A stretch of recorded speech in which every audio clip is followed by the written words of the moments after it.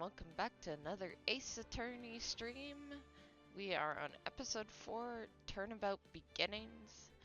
I've heard this is a pretty short episode, so we're gonna do the whole episode in one stream. Also, I know I was supposed to start at 9, it is now 9:48. I did sleep in a little bit. I'm guessing this is because I stubbed my pinky toe on a wall yesterday, so that was really sore, and I'm guessing it just needed a little bit more sleep or something. Sorry about that, guys.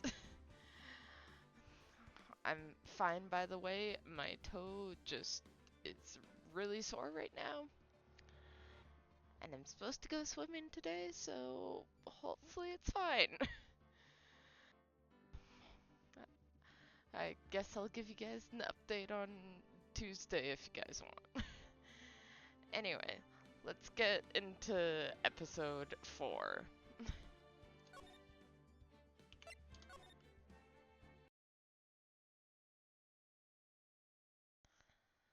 The girl, let her go.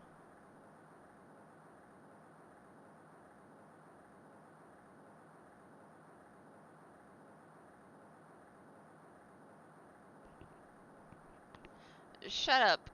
Come in closer and I'll kill her. Sorry, but you're not going to get the chance. Bang.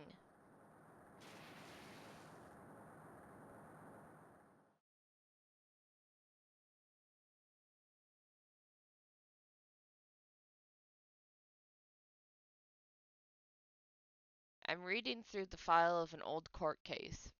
It was the first case of my longtime mentor, Mia Fey. Fugitive data. Name Terry Flaws. Charge, kidnapping, murder, sentence, death penalty. Fugitive motives. After escaping, Flaws met and then murdered Sergeant Valerie Hawthorne, recaptured on Eagle Mountain about 8 hours after his escape. Her very first client was a death row inmate who had recently broken out of prison. That was a whole year before Mia and I ever met.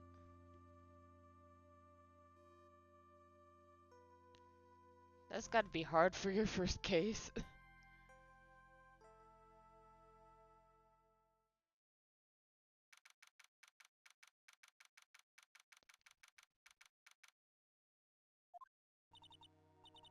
I'm so nervous. I feel like I'm going to die.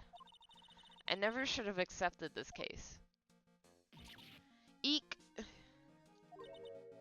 Uh, good morning. Don't be so jumpy, Mia.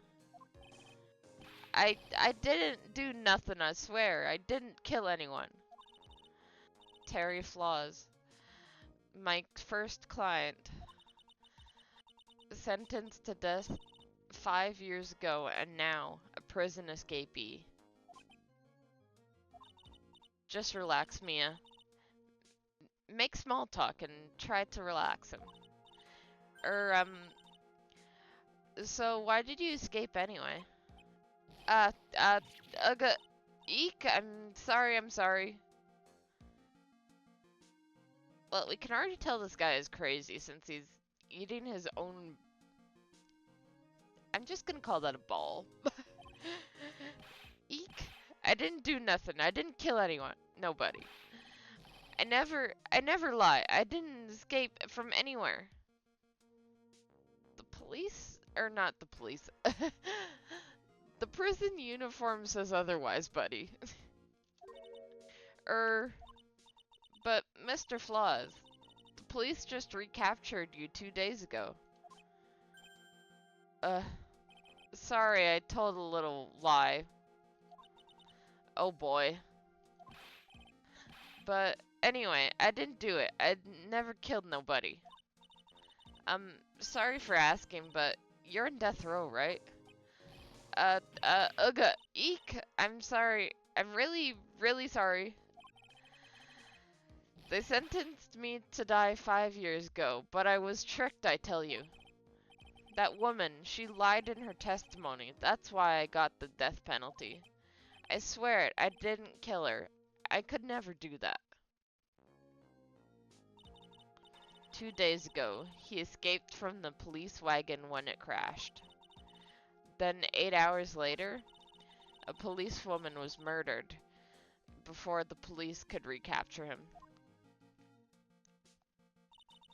The police believe that Terry Flaws did it. After he escaped, did he meet a policewoman? Yeah, I did. It's the reason I escaped. So that much is true. He did meet with the victim. But I didn't kill her. She was alive when I left. She was alive. It's true. I can trust him, right? I mean, I should. I wouldn't trust somebody on death row if it was me, honestly. Like, what's the reason to trust him, really? Ha! You're not going to figure out the truth by just staring at the guy. Doesn't this look like Godot a little bit? Just without the mask and the hair brown instead of white? And a red shirt instead of green one? Why are you here? I came to see how our little kitten was doing all alone in the big scary lion's den. I thought maybe I'd like someone to play with. Where's Mr. Grossberg? Ha, that old man is probably still in bed. I bet he's clutching an empty bottle and mumbling in his sleep. Aren't I good enough? After all, it's me, Diego Armando. Okay, so it is someone different. He just looks a lot like Godot. I didn't say. So Diego Armando, the finest attorney at Grossberg Law Offices, is here for me? No, no, no. You've got it all wrong. Today, you're the finest. After all, it took an amazing amount of guts to take this case. Imagine, an escaped death row convict for a first client.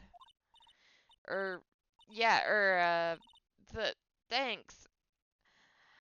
I sure wish I could get out of it, though. Ha, relax. I just heard some good news. The prosecutor for today is fresh out of his diapers as well. Really? However, unlike a certain somebody who I won't mention, he's earned the reputation a genius since beginning his law career. Genius? Well, it's about time to head in, kitten. Sharpen those claws of yours. It's good go time. A solitary confinement cell for the condemned must be the world's loneliest place. And that's why my client ran away from. Every other lawyer gave up on him, but not me. When I saw those overflowing eyes, I heard that simple childlike voice. I just had the feeling that he was telling the truth. Well, let's see if your feeling's correct.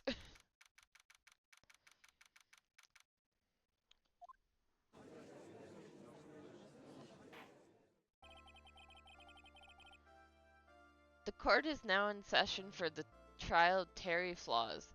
I just realized they're on opposite sides for some reason. Aren't they? Isn't Mia and I already forgot his name, supposed to be on the left side, and then Miles supposed to be on the right? The defense is ready, Your Honor. The prosecution has been ready for a while, Your Honor. So he's always said that. He's always just had that much confidence. Wow. I understand the lawyers for both sides are newcomers. Yes, Your Honor. I'm Mia Fey. Miles Edgeworth, Your Honor. So you're the new prosecutor everyone is talking about, eh? They say you joined the prosecutor's office at quite an early age. At 20, Your Honor. I guess our little kitten hasn't earned herself much of a reputation yet, huh? Come on, Mia. You can't lose, not to someone younger than you. I don't think age has anything to do with it, Mia. Some people are just smarter or more talented at a young age. Like, it's nothing against you. Hmm. Young people running a trial, I'm not too sure how I feel about that. Now then, the defendant in this case is currently a felon on death row. 2 days ago, he escaped from a police wagon. Is that correct? Precisely. And that defendant is not on trial for escaping prison? On the day that the defendant escaped, a policewoman was murdered. We were here to determine if Mr. Flaws was responsible for her death. You got that, kitten? Well then, Mr. Edgeworth, let's hear your opening statement. Yes, Your Honor. It was 5 years ago. The defendant, Terry Flaws, was sentenced to death in this very court. His crimes were kidnapping, extortion, and murder. The girl he threw off the bridge was only 14 years old. A truly horrible crime. I remember it well. There was no decisive evidence, so the trial was long and protracted. Correct. And in the end, what finally decided the case was a certain witness's testimony. A witness's testimony.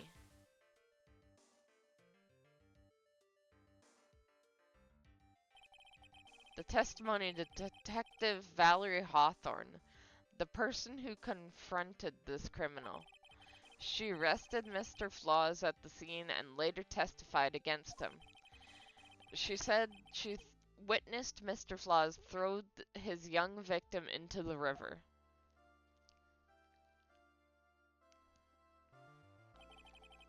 For those who are not aware, Eagle River is well known for its powerful current. Most bodies that fall in are never recovered. So Miss Hawthorne's testimony was the one that put him away.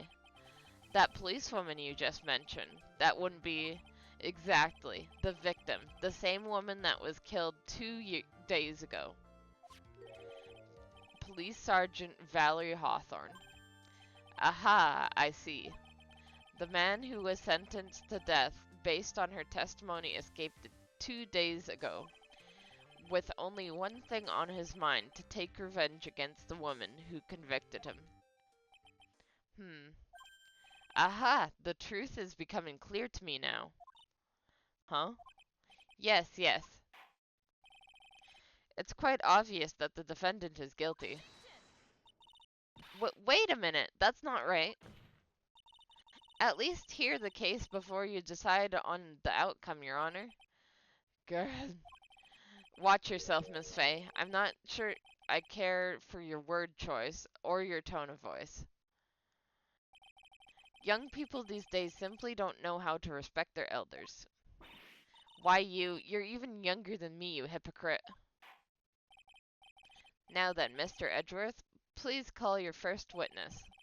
I called the detective who was in charge of the initial investigation of this case. Of course it's Gumshoe. Witness, state your name and occupation. Gumshoe, Dick Gumshoe. I'm the homicide detective in charge of the case, sir. I finally got promoted to the detective division half a year ago. I don't believe anyone asked you about that. Hey, ma'am, you got any ideas how much work it takes? What is it? You. You're really gorgeous. Excuse me? No, seriously, my heart, it's aching for you. Detective, pull yourself together and try to be professional, otherwise I'll write you up on contempt so quick that someone other than your heart will ache. Something. Irk. Okay, I got it. Now, detective, tell us about the incident. Yes, sir, right away.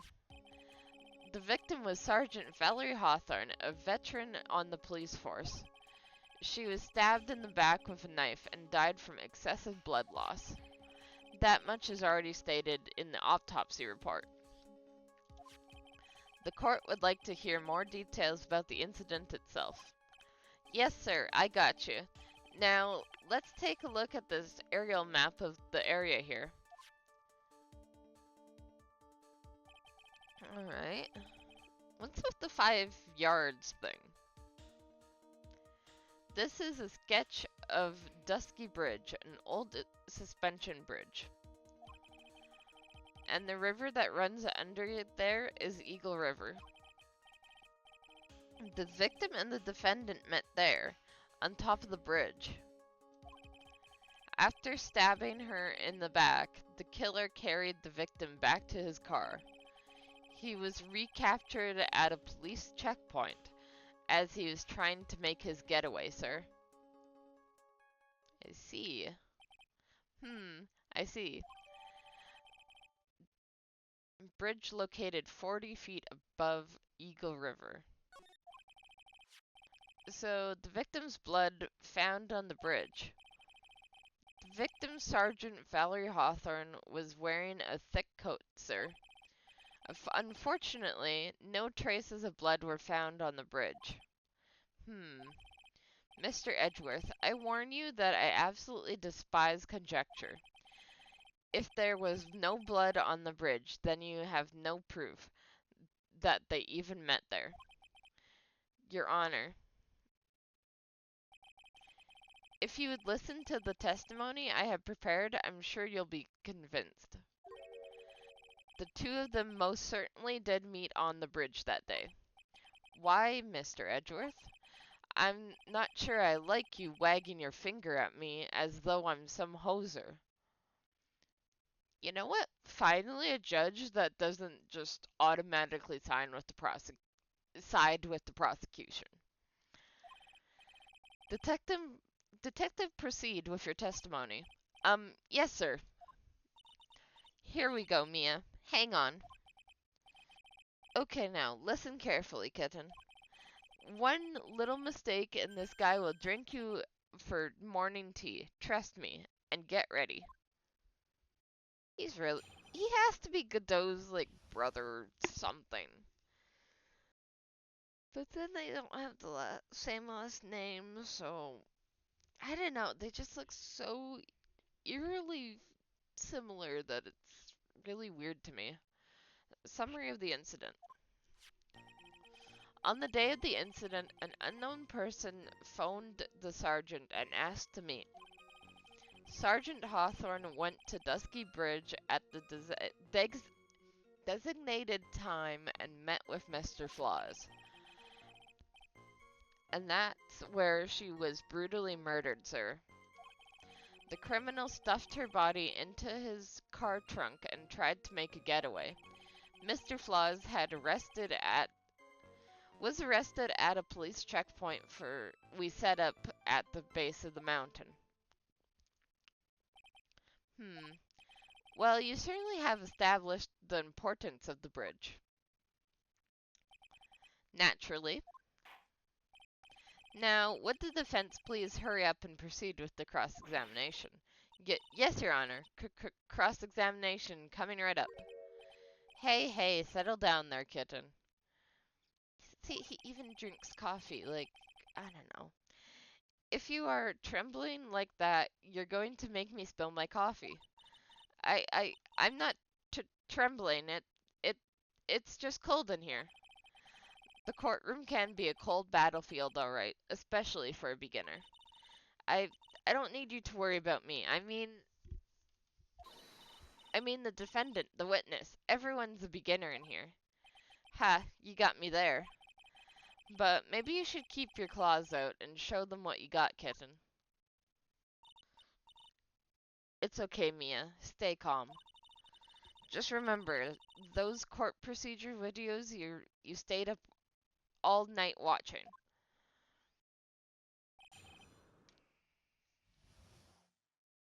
Alright. On the day of the incident, an unknown person phoned the sergeant and asked to meet. This unknown person, you have no idea who it might be, right? Sorry, but I'm afraid I do. What? The one who called Sergeant Hawthorne was the defendant, Terry Flaws. What? The defendant? The defendant called her? Sergeant Hawthorne was a very thorough person, sir. She left a note about her phone call with Mr. Flaws. Well, that's not good for us. A note. Yeah, a top secret memo that she left in her desk.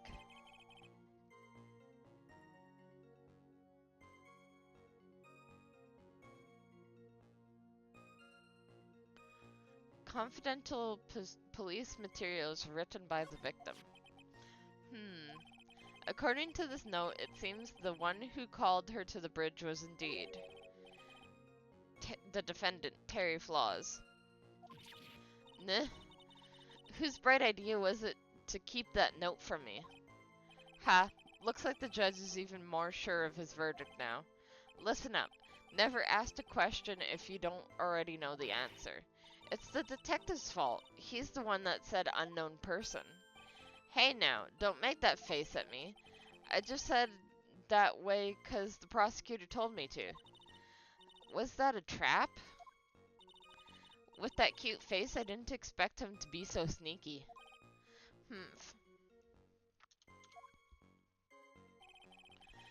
Sergeant Hawthorne went to Dusky Bridge at the designated time to meet with Mr. Flaws. And that's where she was brutally murdered, sir. Was the body of the victim discovered right away? Yeah, we were really on the ball. We found the victim within an hour of the murder. It was great. We even got to say, "Don't move. We've got you surrounded." Wait a second. Isn't there something weird about that? The location was a suspension bridge up in the mountains. So how did they find out about the crime so quickly? Sergeant Hawthorne must have mentioned the phone call to someone else, right? Ha! If that's what had happened, then she wouldn't have been killed. She never mentioned the phone call, but Mr. Flaws, but she left a note on her desk about it. If only I had noticed it earlier, maybe she'd still be alive. I wonder why she didn't mention the phone call to anyone. Yeah, that's really weird. The criminal stuffed her body into his car trunk and tried to make a getaway. Mr. Flaws had a car then. Well, that bridge is way up in the mountains, ma'am. The defendant and the victim both went up there by car. I mean, how else, right? What, you mean the defendant drove his own car? No, of course not. It was stolen. He stole it from a young couple that had been waiting at a red light. Car thieves. I'm not sure how I feel about car thieves. Is this guy sure about how he feels about anything? This is a photo of the stolen car's trunk. Naturally, that's the body of Valerie Hawthorne in there. I don't see any blood. Whoa, that doesn't look too comfortable. Crime photo added to the court record. The victim, she was stabbed in the back, correct? Oh, right, all the blood would probably be at the back. Yeah. Ha. For some reason, men always seem to get stabbed in the back. We're talking about a woman here. You can't tell from this photo, but the knife was stuck in her back, nice and firm. The condition of the body when it was discovered is very important information. Detective, is there anything strange or noteworthy in the trunk of the car? Here's a photo of the trunk, but I don't see anything strange. Do you? Anyway.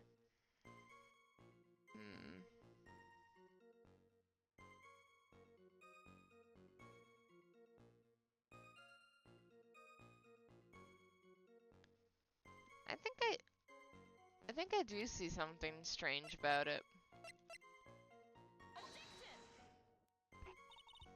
Your Honor, that statement contradicts this evidence. I'm sorry, but I think the only thing out of place here is that pointer finger of yours. That could very well be. Here, take this penalty and try thinking things through again. Dang it!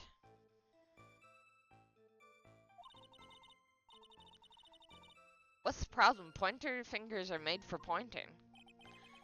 Photo of the trunk, but I don't see any things strange. Flaws 4:30 p.m. at that bridge, wearing white scarf for identification. Talk to Delilah or Dahlia? No, Delilah. Tell her this time the whole truth must come out. White scarf for identification. She's not wearing a white scarf. Okay, so it's that one. Witness.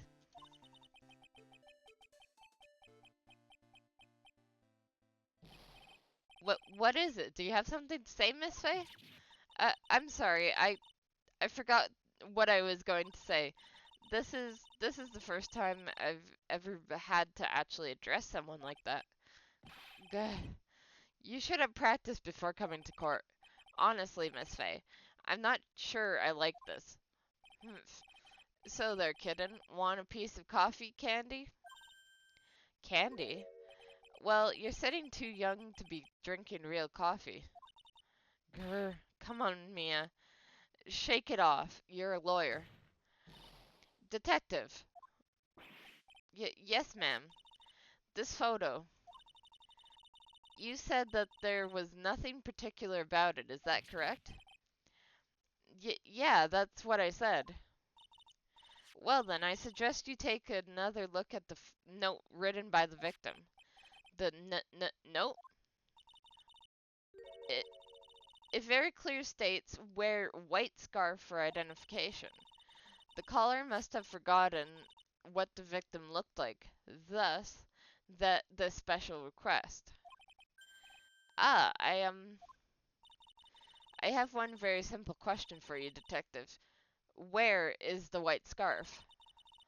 I can't seem to find it in this photo. Well, to be honest, we didn't find it in the trunk, ma'am. And you stopped there? You should have looked for it. Ah!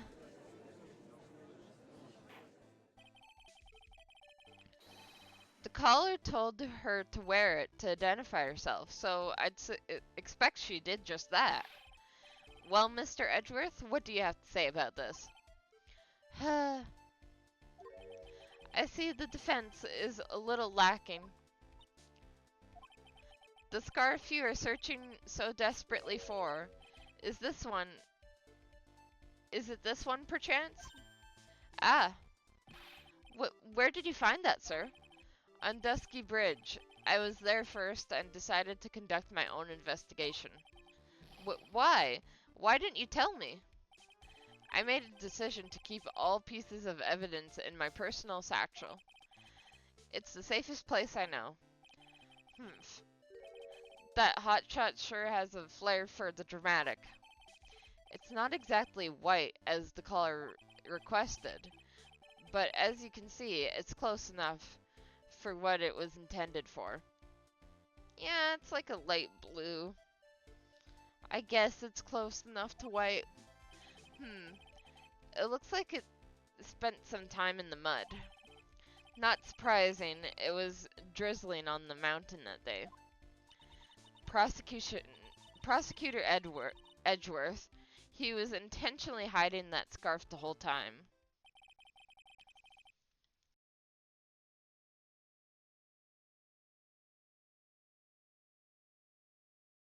The court will accept the scarf into evidence. Now, if the attorney for the defense is finished embarrassing herself, I'd like to move on with the testimony. That is alright with you, isn't it, Miss Faye? Boy, would I like to wrap the scarf around his smarmy little neck. Very good. Now, if we're done with the mud-covered scarf business, the prosecution moves to establish conclusively, and with hard evidence at that. Miss Hawthorne and Miss Flaws did indeed meet at that bridge that day. Furthermore, we will show exactly what occurred there. That sounds quite promising. I can't wait to hear all about it. Everything is moving at his whim. Don't forget, kitten, there's a reason why everyone considers this kid a genius. A genius, huh?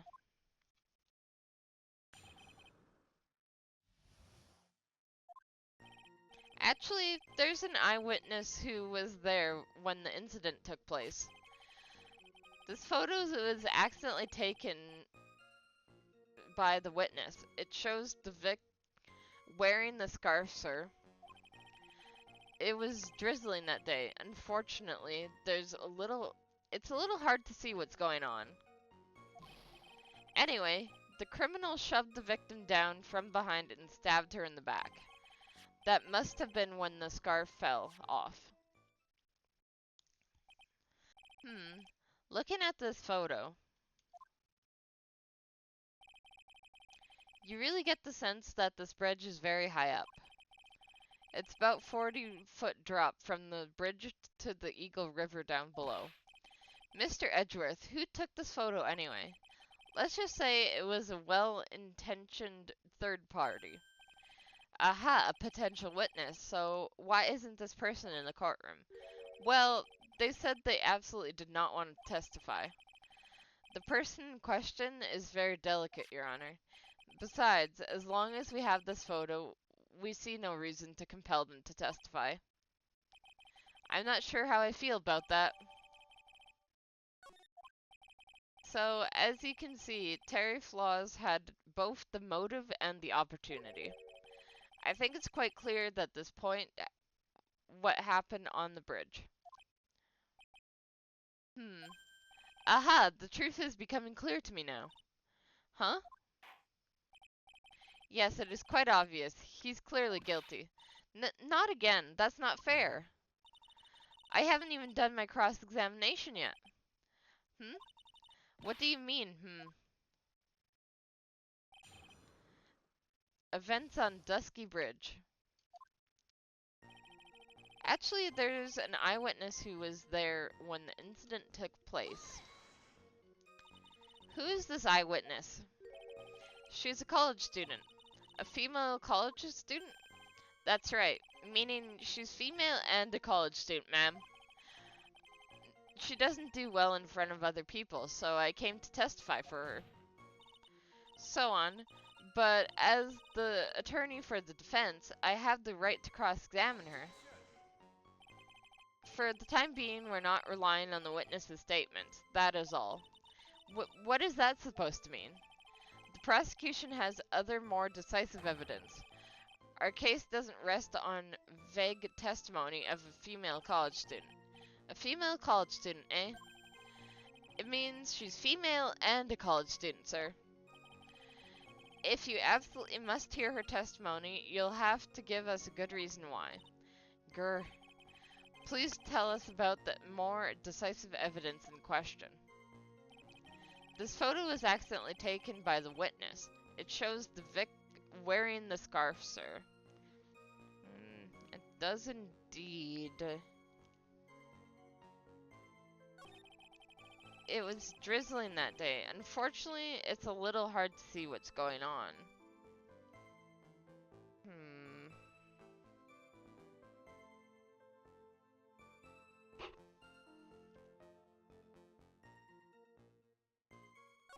Anyway, the criminal shoved the victim down from behind and stabbed her in the back. Is that part of the witness's testimony as well? Of course it is. He pushed the victim hard in the back and she fell down right on her stomach. I remember that happening once myself. It was really brutal. Are you talking about seeing someone get pushed, or were you the one getting pushed? Or does it mean that you pushed someone down like that once? With his mind boggling tales and the way he said brutal, I wonder if he's Canadian. Ha. Save your nasty look for the right person. Huh? Take a look. Poor baby. The court record seems to have wet itself. Hey! Watch where you slip your cough. The court record, huh? That must be when the scarf fell off. Hmm.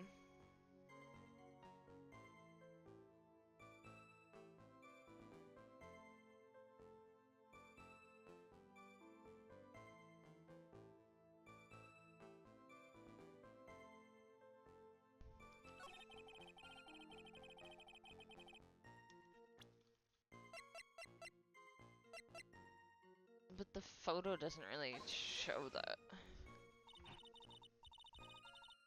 This evidence established that the defendant is lying, right? Don't ask me to confirm your facts. Sorry, this is my first time handling a case. Well, let's make it a memorable occasion with a penalty. Dang it! I thought I was onto something.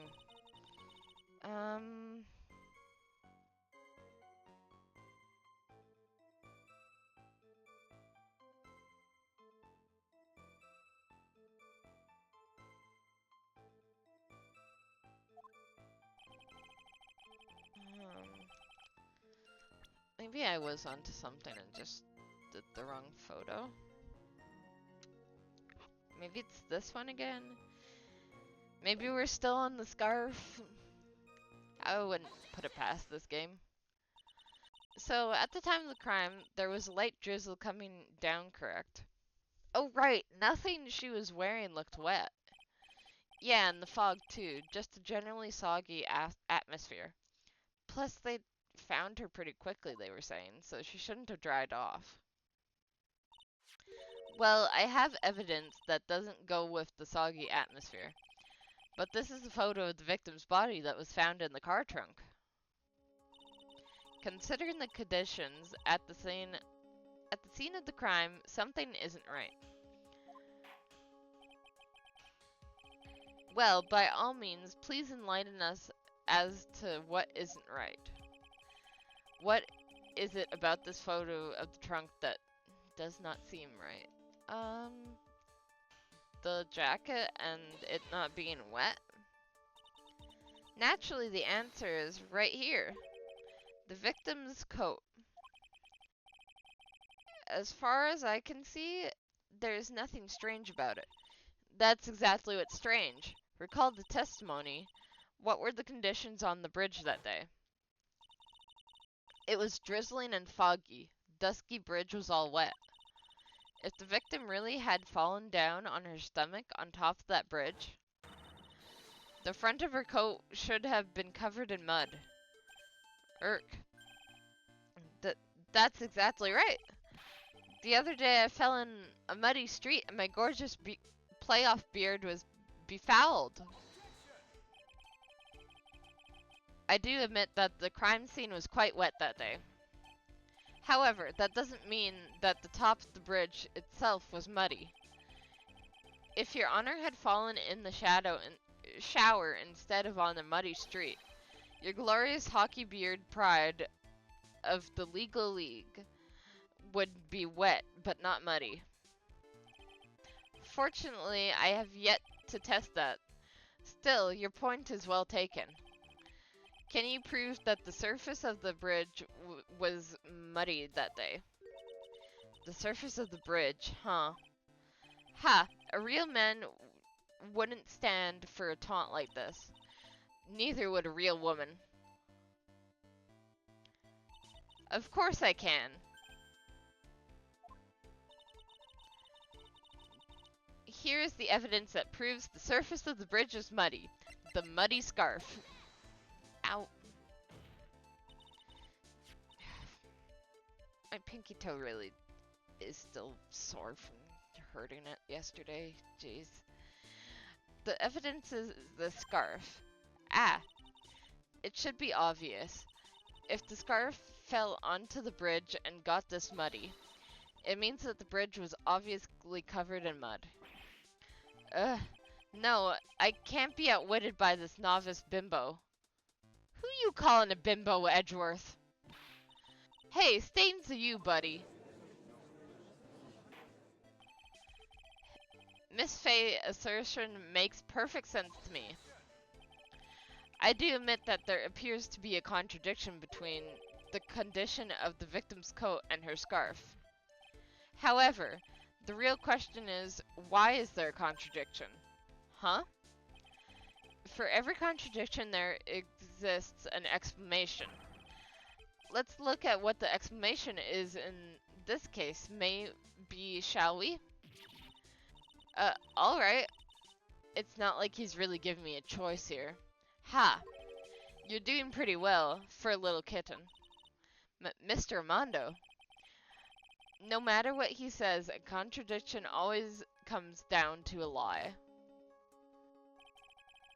It's either the victim discovered in the trunk, the witness's photo showing the defendant and the victim, or the witness's testimony that stated she saw the moment of the murder. Just relax and think it over. It's pretty simple, isn't it? The false evidence is one of those three things.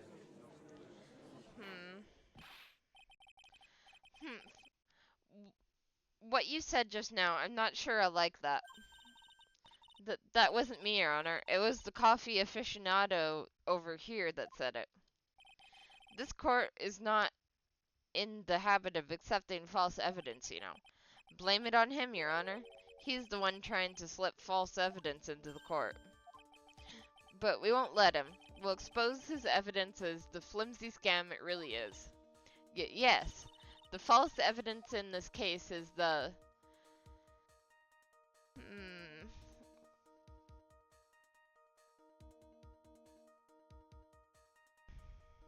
What do we think is the false evidence?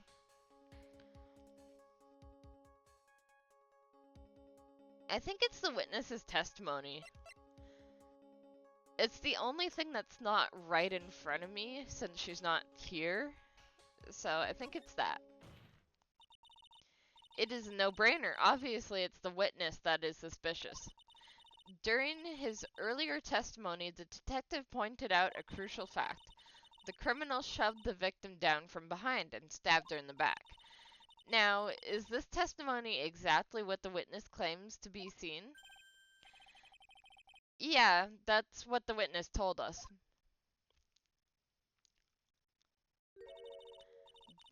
That testimony is filled with holes. After all, the victim's coat isn't dirty at all. That's true. Ha. It's not just true, it's the truth. If there is a truly decisive witness in this case, I'm certain that Boy Wonder over there would have called them in the first place. Your Honor, the defense requests to cross-examine the eyewitness. The testimony presented so far is not only vague but contradictory as well. Well, Mr. Edgeworth, it appears that we'll need to hear from your mystery witness after all. You should brace yourself for the brutal truth. Your Honor, the prosecution has no intention of hiding the witness from the court. We are prepared to present our witness at any time. Very well. Please bring forth your witness at this time. What Mr. Edgeworth said kind of worries me. What does he mean by the brutal truth?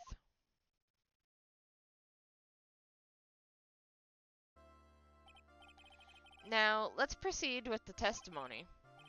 Mr. Edgeworth, please go right ahead. Thank you, Your Honor. The prosecution summons the woman who saw the events that day with her very own eyes. This isn't Mia. The battle begins here.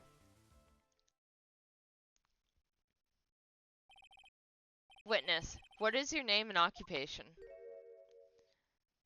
You!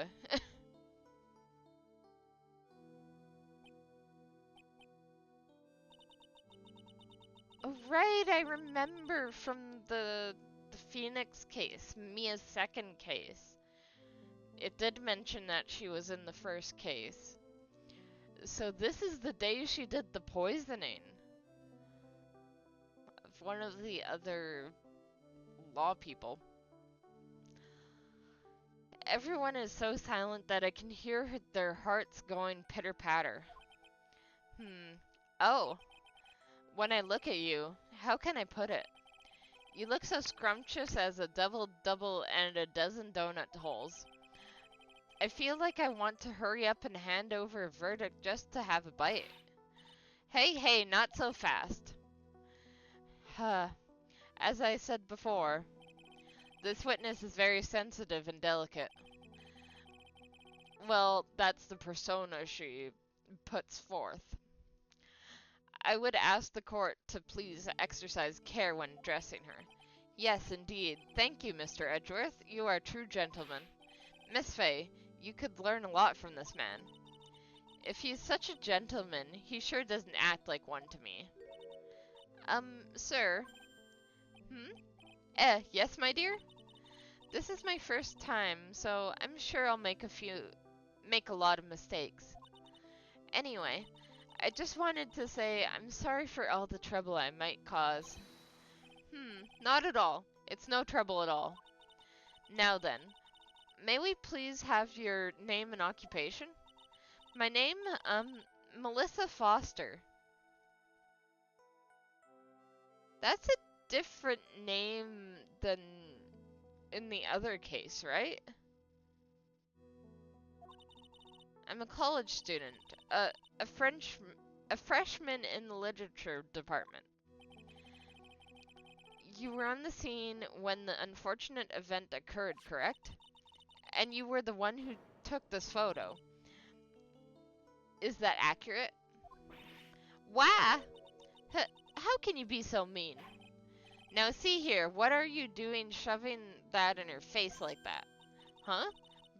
But it's just a photograph. It's not like it's something dangerous.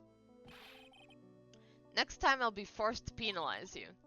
Uh-oh, I don't like the turn this has taken. Is she staring at me? And you would be... Huh? I, I'm a, the defense, I'm the defense attorney. My name is Mia Fey. I see. So you are... Now then, young lady, could you please give us your testimony? Yes, Your Honor. I'll do my best. She's definitely the same person. I'm pretty sure she's falsing her name here. I was using my camera to take some pictures of wildflowers. Then I noticed there were two people standing up on the suspension bridge. Suddenly, they just started fighting. That's when I hurried and took the photo that shows the crucial moment. And right after that, I called the police. Is it the crucial moment, though? By the way, where were you standing when the incident occurred? I believe the map would be of help here. I was standing right over here. I was standing in the beautiful field surrounded by tall cliffs. So you took the photo from that location, eh? I brought the camera I was using at the time, just like Mr. Edgeworth asked me to do. Ho, what a cute camera, just like its owner. Melissa Foster took the witness's photo and a small but powerful model. All right, Miss Fay, time for cross-examination. But I warn you, make the witness cry again, and you'll feel the wrath of my gavel.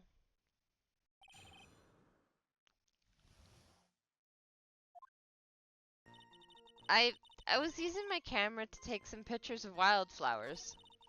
Then I noticed there were two people standing up on the suspension bridge. Suddenly they just started fighting. That's when I hurried and took the photo that shows the crucial moment. And right after that, I called the police. Alright. I want to question the crucial moment. Why did you take a photo? Well, the two of them were really going at it. Ever since I was a little girl, I always wanted to be a news reporter. I guess that part of me just kinda took over. Smells like a lie to me. Yes, I understand completely. Even now, I can't completely abandon my boyhood dreams. I still use my grandson to test my comedy routines on. So he wanted to be a comedian, huh?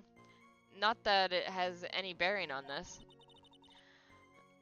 All I could do was to use my camera.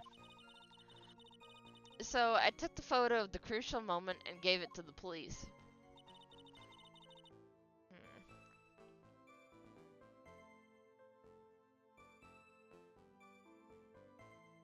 Okay.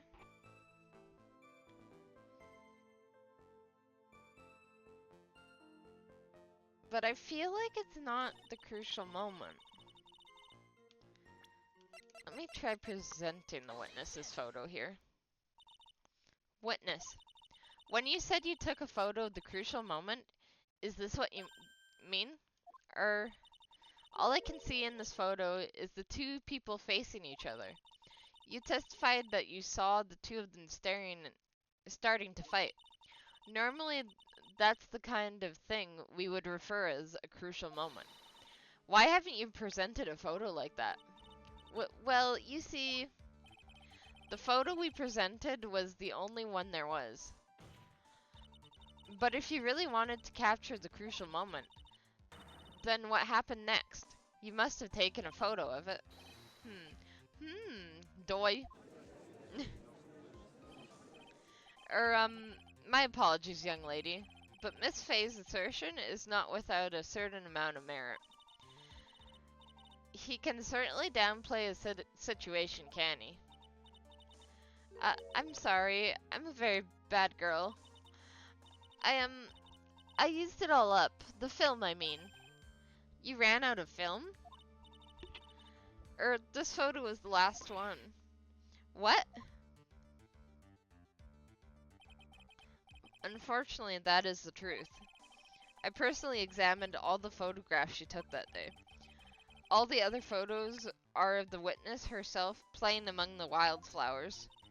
The witness herself? Then who took the photos? Well, you see, my camera has a timer feature built into it. So you took the photos of yourself? I remember taking some photos of myself once too. Please, no details. It seems that Miss Faye's assertion was not so decisive after all. Wait, just a minute. Well, if she had no film left, she couldn't very well take more pictures, eh? Miss Foster, perhaps then you could tell us about a different sort of photo. Photos of the incident that you took with your very own eyes. Mr. Edgeworth, you're quite the poet. Very well. Let's get back to the cross-examination. Let's hear your thoughts on the fight that you witnessed. Yes, Mr. Judge. Oh boy, this guy is really a sucker for sweet talk. Ha! It looks like the other kitten in the room is the one that's getting all the attention. Yeah, it's sickening. I was using my camera to take pictures of wildflowers. Then I noticed there were two people standing up on the suspension bridge. Suddenly they started fighting. The victim turned around and tried to run, but... Victim turned around and tried to run.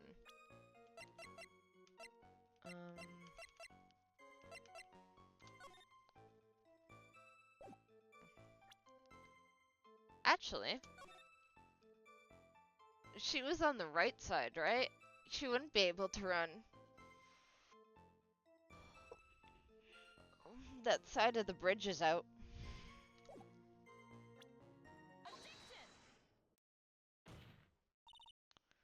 Witness, your testimony is a joke. Huh? What? But, but, I, I just... Miss Faye, I thought I warned you not to make the witness cry. One short testimony and two bad contradictions. There's no possible excuse. You say there were two contradictions? It's simple, just take a look at the diagram of the area. According to her testimony, the two of them were in the middle of the bridge. But if they were, the victim had turned around and tried to run. Well then, she would have hit a dead end.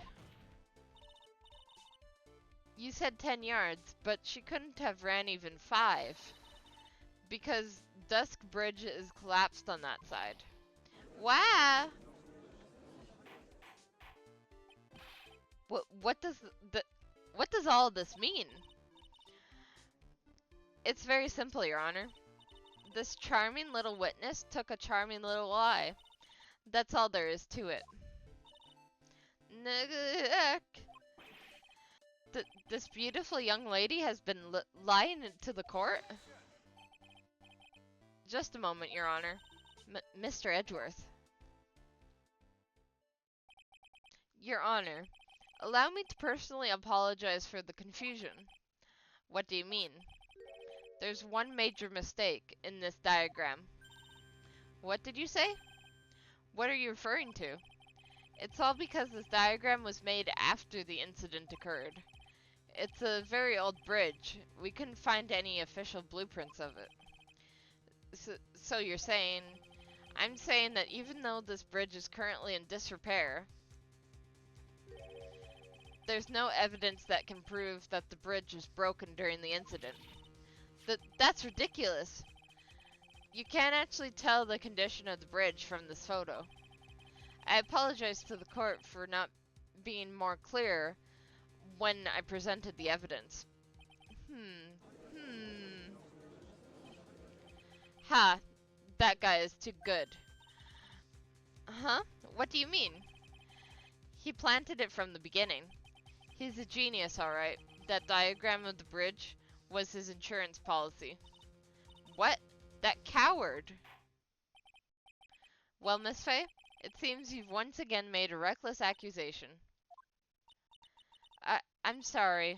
I should have been more careful myself. No. It wasn't your fault at all. Now then, shall we go on with the trial? I'd like to establish once and for all what it was that the victim actually saw. Indeed. All right, young lady. May I ask you to please proceed with your testimony? But it's so hard to go on. We're on your side, Miss Foster. There's no need to worry. Just tell us what you saw. Yes, sir. Running from the crime. After he stabbed her in the back, he quickly picked her up in his arms. Then he carried her over to the car. I suppose that was the only way he could make sure the body stayed hidden. He couldn't just leave the body on top of the bridge. Oh, I'm sorry. I'm only supposed to talk about what I saw.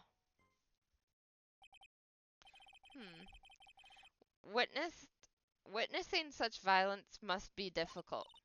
Yes, sir. I'm still shaken up. If he accepts this testimony as it is, we're finished. Don't say that. Oh well. Maybe I'll stop off on my favorite cafe on my way home. They make a really great mocha latte. This trial isn't over yet. Ha, that's what I like to hear. All right, Miss Faye, your cross-examination, if you please. The contradiction is staring you right in the face, Mia. Go on the attack. All right. Well, I wanted to present this on, I suppose that was the only way he could make sure the body was hidden, because couldn't he have just thrown the body into the river? A killer not wanting his victim to be found, I can understand that. However, the idea of moving the body for that purpose is clearly odd. There is a much easier way to make sure the body wasn't found. Well, what is it? Take another look at the map of the area and you'll see how. There's a river right below the bridge. Earlier, Mr. Edgeworth pointed out something interesting about the river. For those who are not aware, Eagle River is well known for its powerful current. Most bodies that fall in are never recovered. Ah. In the kidnapping case 5 years ago, the victim's body was carried away and never found. If 10 murders were to occur at that same point above Eagle River, you can bet your boots that every other killer would have tossed the body into the water. Order, order, order. I'm not sure if I care for the way you put that, Miss Faye, but I must admit, it does seem odd not to have thrown the body into the river. Oh, well, Mr. Edgeworth? How sad. Perhaps Miss Faye would do well to try taking a dip in the river herself. After all, you claim to be such an expert in the ways of nature. What are you talking about? My point is, no matter how odd you may find the killer's method of body disposal, the fact is that this is what the killer did.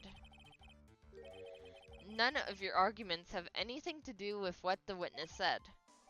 What the witness saw. Quite true. Miss Faye, it seems that your assertion is without merit after all. But what the witness claims to have seen is totally ridiculous. Sure, you can't deny that the body was found in the trunk of the car. Certainly consistent with what the witness has told us. Please, witness, go on with your testimony. I'll try. All you have to do is tell us only what you saw. Otherwise, the mean lady might yell at you again. Who is he talking about? Alright, I'll do my best. After he stabbed her in the back, he quickly picked her up in his arms. Then he carried her over to the car. The killer broke into the trunk of the stolen car and hid the body there. Broke into the trunk.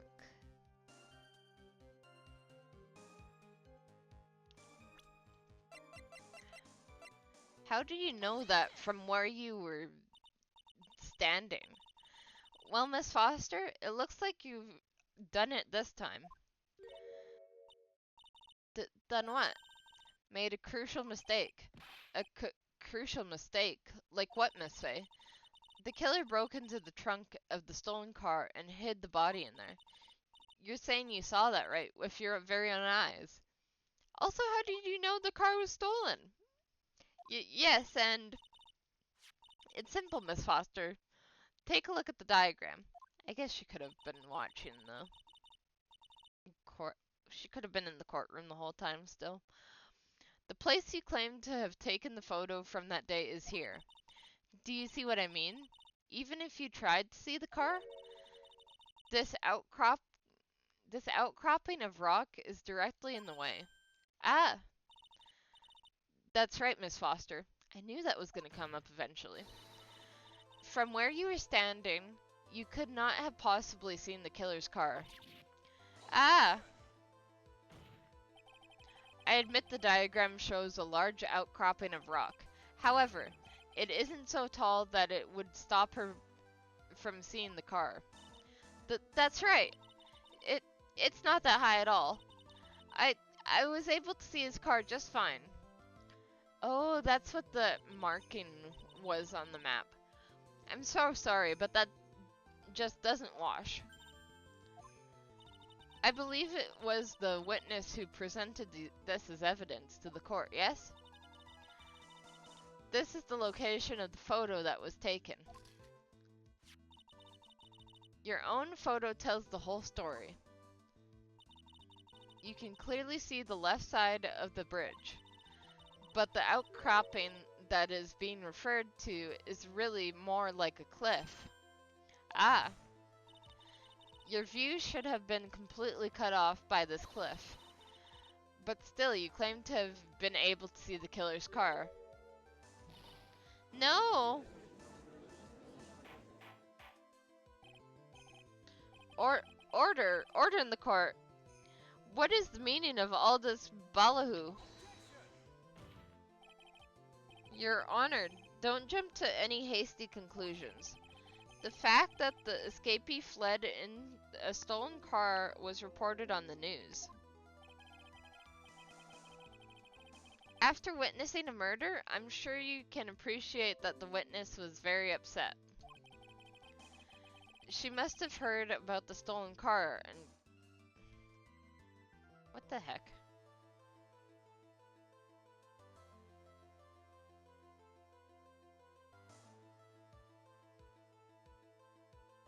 Okay. She must have heard about the stolen car and convinced herself that she saw it. But she was repeatedly warned before starting her testimony. She was told to testify only what she saw with her own eyes. Oh. Mr. Judge? What is it? I think I must have remembered things wrong. Hey, wait a minute. You can't just say that. Miss Faye, no one on the face of the planet is perfect. Yes, indeed. Quite true. You know what they say. To is human, to forgive divine. I'm inclined to give the benefit of the doubt to our witness here. What? That's not fair. Ha, save the tears for later, kitten. Mr. Amando, don't look back until the trial is over. Now is the time to go forward. But that wasn't fair.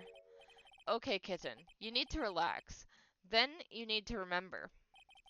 The other kitten's testimony. The killer broke into the trunk of the stolen car and hid the body in there. So tell me, how did she know that? How did she know that he broke into the trunk? Aha. Well, Miss Foster, until you can explain how you knew that, you're going to have a lot of very suspicious people on this side of the courtroom. Well, witness? Well, I'm certain that he broke into the trunk, because there were marks on the trunk lid. I'm certain there were scratch marks from when he broke into it. What? Let me see that photo. It's true. These certainly look like scratch marks around the keyhole. It's obvious that this trunk has been broken open. Well, Miss Faye, are you satisfied? The judge is on her side. I can't make any mistakes here. What she just said, is there a contradiction in there somewhere? I don't buy it. Melissa Foster. It looks like you finally betrayed yourself. What? You said you were in a field taking photos of wildflowers, and even so you knew about the scratches. The question is when. When did you get the chance to see those scratches? Finally. I finally got her. Ha, I'm getting pretty tired of waiting over here. Then perhaps it would be faster if Miss Faye explained herself. Your Honor, there's only one possible explanation. The reason the witness had seen the scratches was...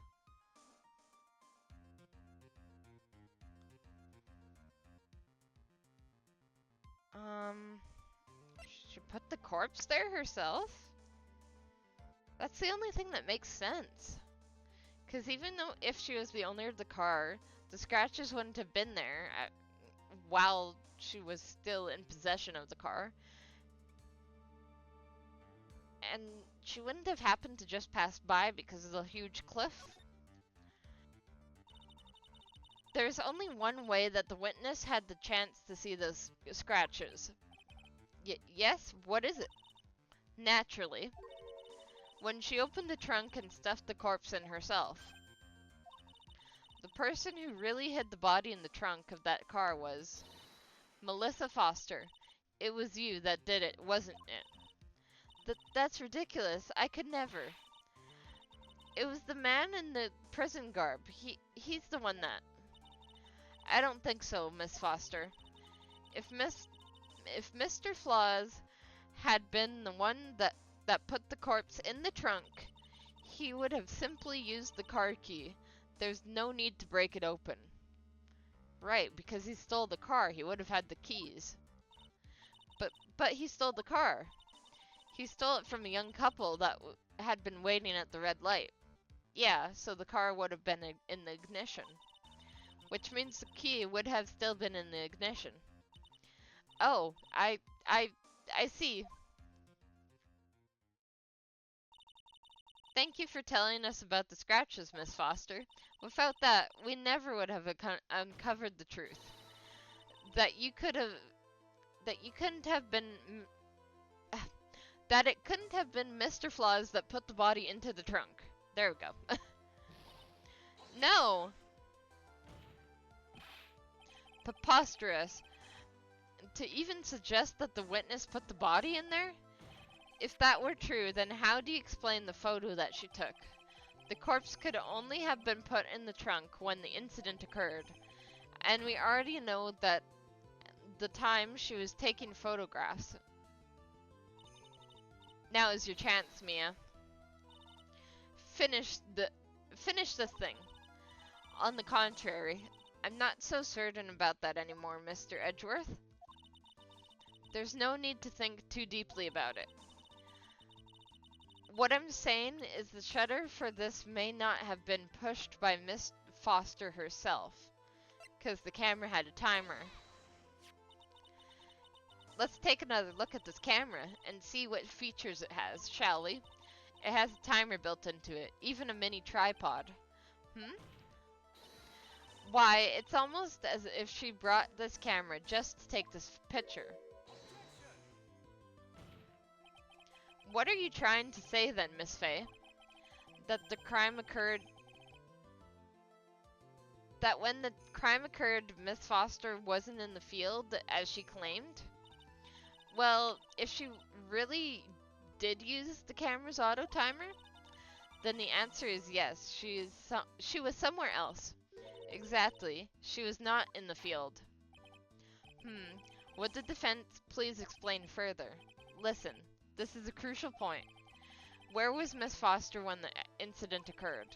In answering that question, we also make clear Miss Foster's true identity. Well then, please answer this question. Alright.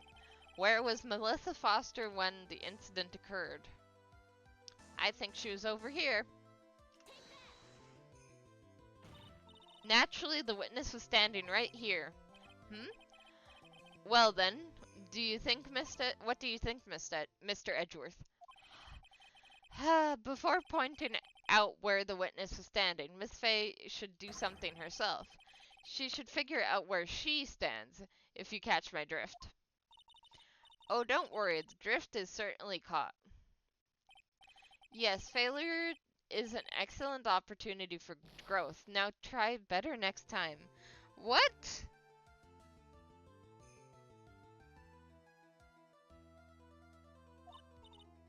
Yes, thank you.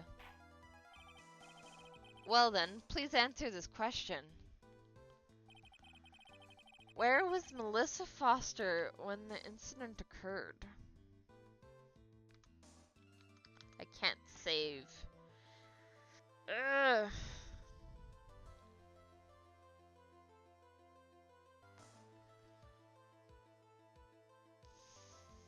She wasn't. If she wasn't here, and if she wasn't here, could she be here? But then the bridge is out. And I know it couldn't have been out before, but to get the victim, like, was she the victim? That would be strange.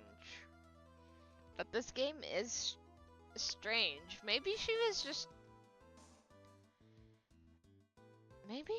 just playing the part.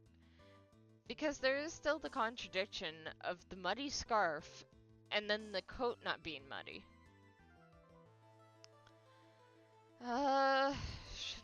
You know what? Let's take a shot in the dark. If it's not this, then it's the other side of the river. Naturally, the witness was right here. But that's where the victim, Miss Hawthorne, was standing. Order, order, order. Miss Fay, what on earth? Your Honor, if I may. After parting with the victim on the bridge, the defendant fled by car. But this would mean that there was no time to put the victim into the trunk. In other words, if someone put the body in the trunk, it could have only been before the defendant met the victim. Oh, I see what we're doing. So it wasn't just the killer and the victim, it was the killer, victim, killer. There's someone behind Miss Hawthorne. Someone out of frame. How asinine. Of course Miss Flaws met with the victim. The only person with the opportunity to have put the victim into the trunk is the same man that killed her, Terry Flaws. You still don't understand, do you, Mr. Edgeworth? By the time the victim's photo was taken, the victim was already dead. The person in the photo was not Valerie Hawthorne. Well, or it was a disguise thing and a ruse, but I don't know. I don't know which one I believe more yet. What? I've never heard anything more ridiculous in my entire life. Then who exactly is the victim in this photo? It's obvious, isn't it? It's your own witness. What? It's the only possible explanation. The woman that Miss Flaws met on the bridge that day was not Valerie Hawthorne. It was you, Melissa Foster. Me? Let's remember what it was. Wait. Let's remember that it was raining and foggy on the mountain that day. Mr. Flaws himself believed the woman in front of him was Valerie Hawthorne. But the defendant knew Valerie Hawthorne very well. After all, she was the woman whose testimony helped him get convicted. But since then, my client has spent 5 hard years in a federal penitentiary. He couldn't remember exactly what she looked like anymore. You are just making this up as you go along. Where's your proof? The proof is in the scarf. I've got it all right here. This piece of evidence will blow the case wide open. At the time of the incident, Mr. Flaws had forgotten what Valerie Hawthorne looked like. Mr. Flaws has gotten the victim's face. That's why he needed some piece of identification, namely his muddy scarf. Ah, it was Mr. Flaws who requested that she wear the scarf to identify herself. That's already been proven by the note of the victim left. In other words, as long as you were wearing a scarf, like you said, anyone could have pretended to be Valerie Hawthorne. Well, what do you have to say to that, Melissa Foster? No.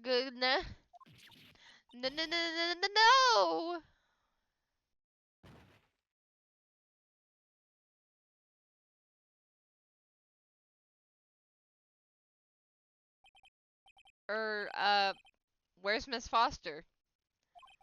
She's collecting herself in the lobby.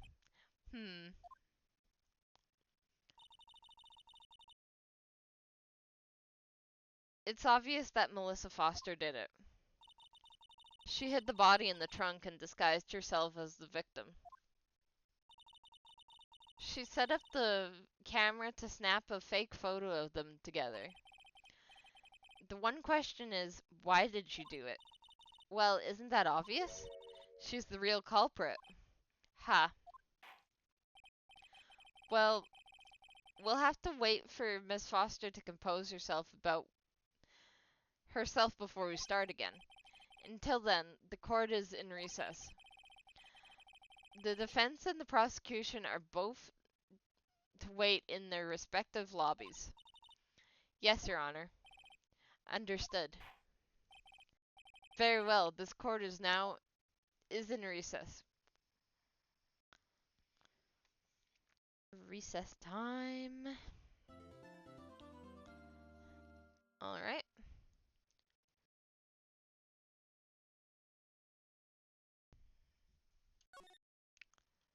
Let's finish this case up. Shall we? Shall we, chat?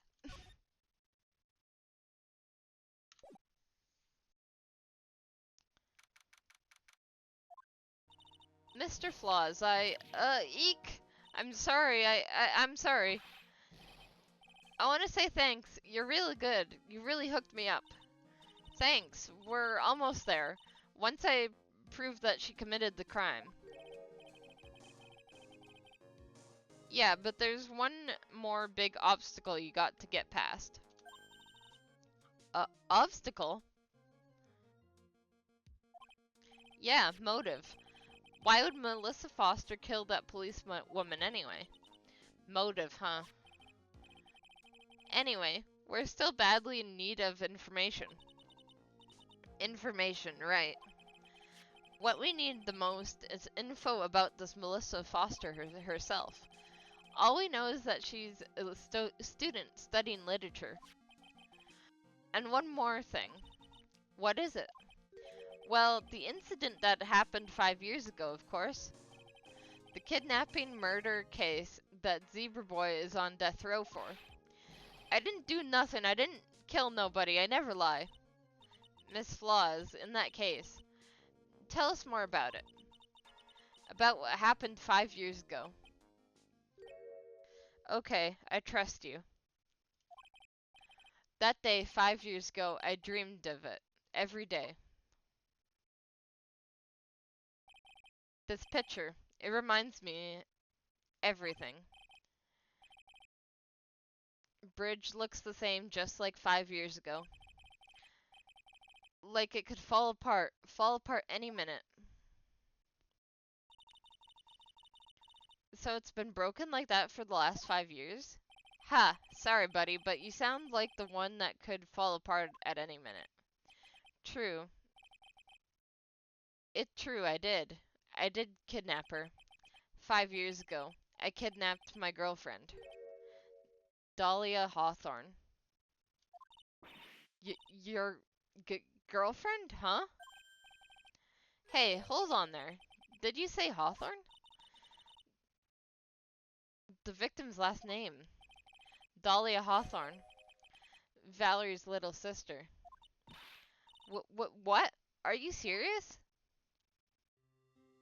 The girl. Let her go.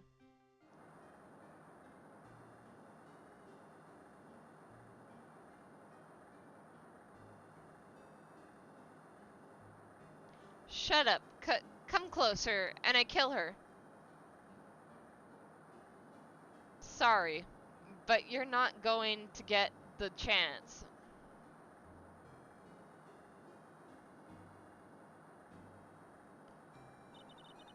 The detective back then was Valerie Hawthorne.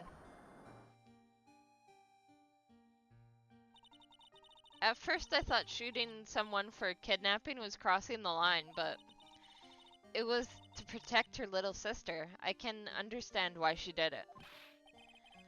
Wrong. No protect sister. Valerie betray me. Betray us. What do you mean she betrayed you? Everything. All lies. All make-believe. Kidnapping too.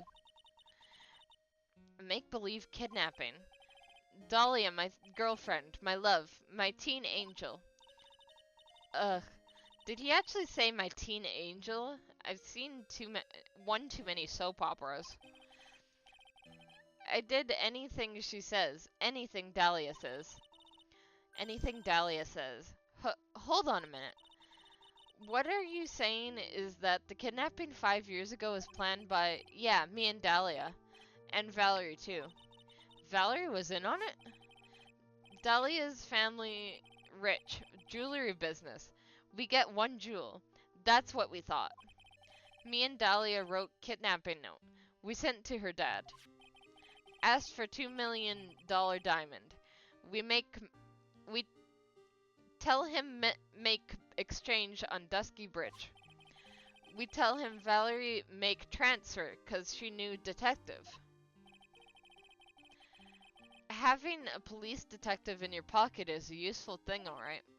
In the end, you were planning on splitting the 2 million 3 ways, huh? Yeah, but that woman.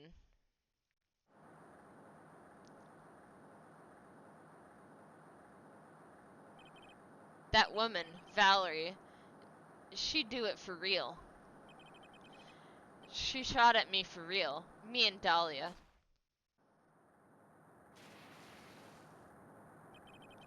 I was shot in the arm. Dahlia, she jumped in the river.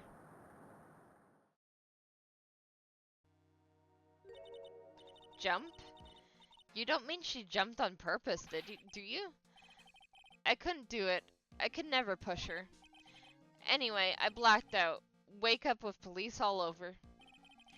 And that's when they decided to give you the death sentence. I couldn't believe it. That woman, she betrayed me. That man, Terry Flaws, he killed her. He threw her off the bridge.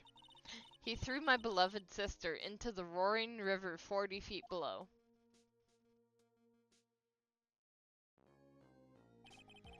These 5 years, all I wonder is why? Why? How did she lie? That's all I want to know. That's why you called her. You wanted to hear the truth from Valerie herself. Yes, but I forget what she did, what she looked like. So I tell her to wear scarf. I don't want to hurt her. Just ask why. Why did you lie? Why do you betray me?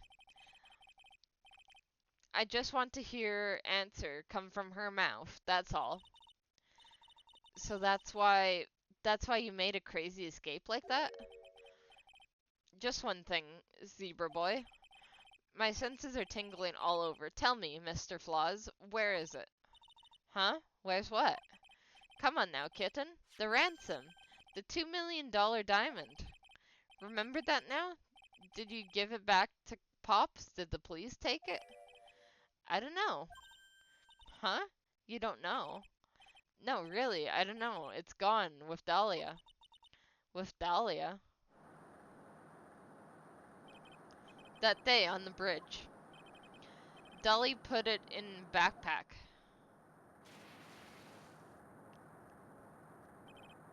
Now gone with Dahlia. Gone forever. Into Eagle River.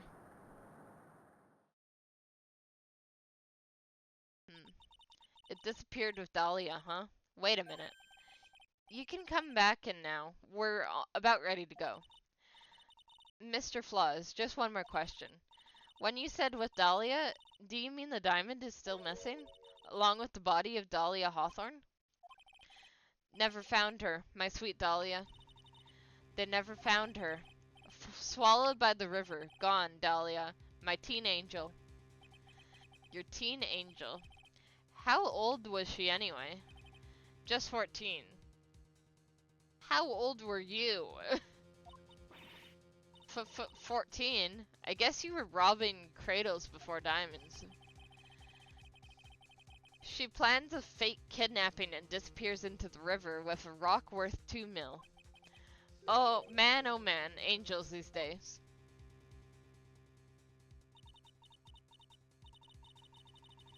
Flaws takes the fall and gets a one-way ticket to death row. Death row. Is Dahlia Hawthorne an angel, or is she really a... It's time, kitten. It looks like we have a few more aces up our sleeves now. You bet. Diamond added to the court record. The training wheels come off now, Mia. You've got to strike while the iron is hot. That's one of my rules. Remember it.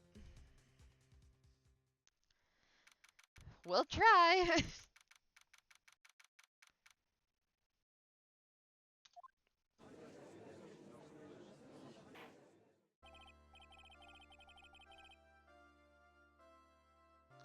Now then, let's continue with the trial of Mr. Terry Flaws. Witness, are you feeling better? Yes, Your Honor. I'll try my best. You're brave, young lady. Not this again. I can understand a defense lawyer wanting to get her client off the hook. However, to try to pin the crime on an innocent student is... What are you talking about? My witness is not the person on trial here. She's an innocent bystander who witnessed a violent crime, that's all. What possible reason would a girl like this have for murdering a policewoman? It's certainly hard to imagine this woman as a murderer. Her motive, huh? I figured that's what I had to establish next. Well, Miss Faye, do you have any evidence of a motive? Yes, of course, I think. Ha, you're still acting as tame as a kitten. Mr. Armando, listen, a lawyer is someone who smiles no matter how bad it gets. Smiling on the outside while your guts are twisted in knots is the mark of a pro. Maybe so, but I wish you would quit grinning at me like that. Excuse me. May I speak, Mr. Judge? Of course, Mr. Judge is ready anytime you like. I'd like to say something.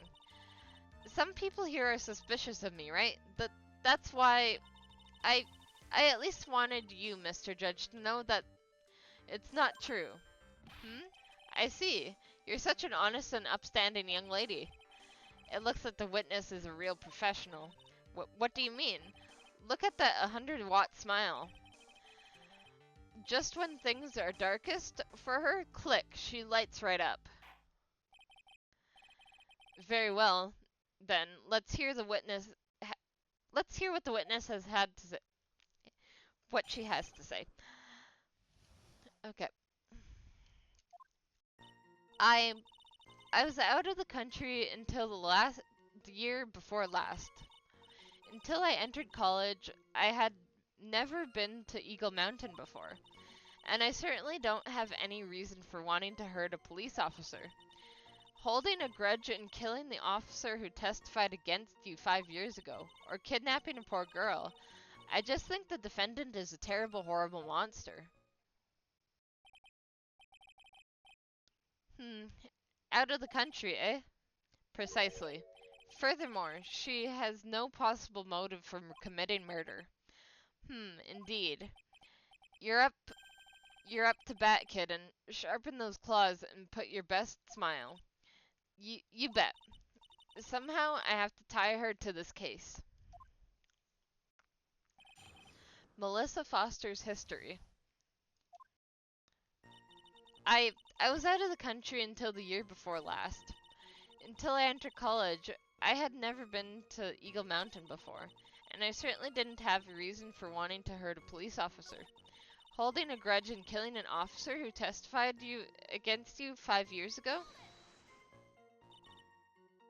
A grudge. Well, the policewoman's testimony was crucial, wasn't it? Crucial in getting the defendant sentenced to death? Yes, and that's precisely why he harbored such deep anger against her. So much anger that he forgot his own guilt. My client has always maintained that he's innocent of those charges. He seems rather forgetful, your client, I mean. Not only did he forget about what he did, but he also forgot the poor policewoman as well. What do you mean by that? Your client, he forgot what the detective looked like, right? It's too bad for her that he didn't forget about her testimony as well. Well, she's right about Mr. Flaws is kind of forgetful. Gonna press harder. You said he forgot what the detective looked like. What do you mean by that? Well, he couldn't tell who she was without some kind of identification, right? Quite right. That's what the victim was wearing a scarf as identification. Why, if I had been wearing a white scarf that day? Then he probably would have tried to kill me. That's true. He's clearly a bitter man. This is bad. Mr. Flaw's reputation just keeps getting worse and worse. Sometimes it's best not to poke too deep. What should I do with the last statement? You know what? Have it added to the testimony. Why not? Your Honor, what the witness said just now was tremendously important. I'd like to add it to official testimony. The prosecution has no objection. After all, the defendant is a killer and a mentally imbalanced one at that. That testimonial helps to further prove that point. No, that's not why I... Enough. Witness, if you would. My pleasure, Mr. Judge. I guess I'm lucky I wasn't wearing a white scarf. Or kidnapping a poor girl. I just think the defendant is a horrible, terrible monster.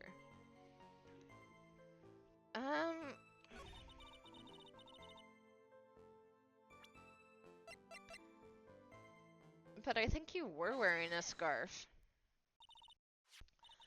Witness, I want you to look at this photo you took. It's hard to see in the photo, but look at the scarf the victim wore as identification. Ah, you were talking about the scarf right here, eh? Yes, that's it, the scarf the policewoman was wearing. I've got her now. Just don't mess up.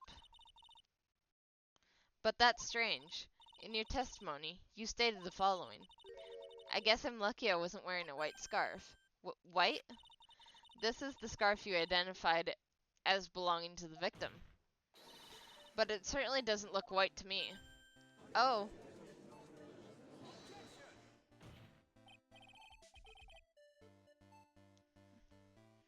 Well, it was foggy that day, and it was raining as well.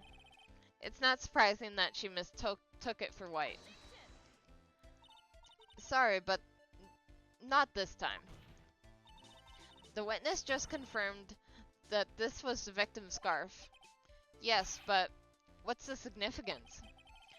It's true that the scarf doesn't look white, but there's only one explanation for this mix-up. The reason why the witness thought the scarf was white.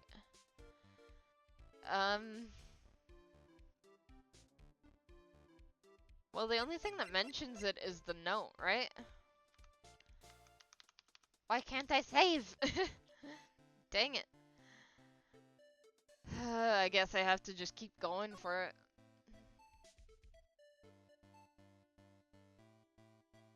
Talk to Dahlia. Tell her this time the whole truth must come out.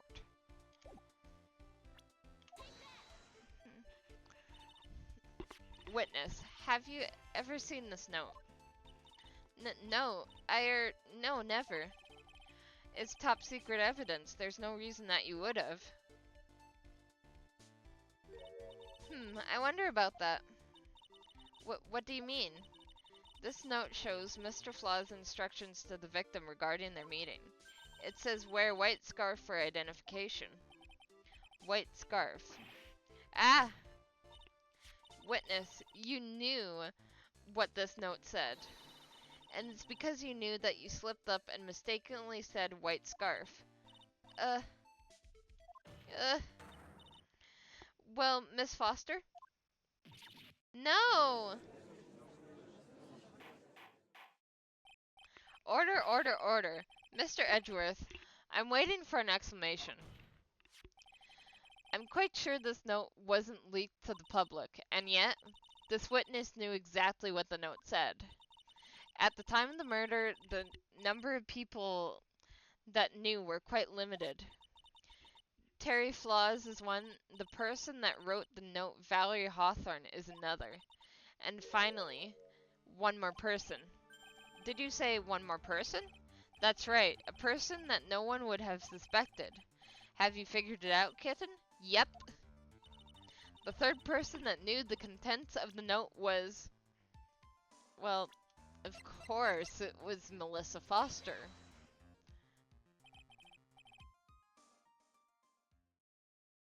Hang on there, kitten. What is it, Mr. Mondo? Here, I made some special cafe con leche for you. I put in plenty of sugar. Drink it up before it gets cold, don't be shy. Why are you doing this? Your brain needs stimulation.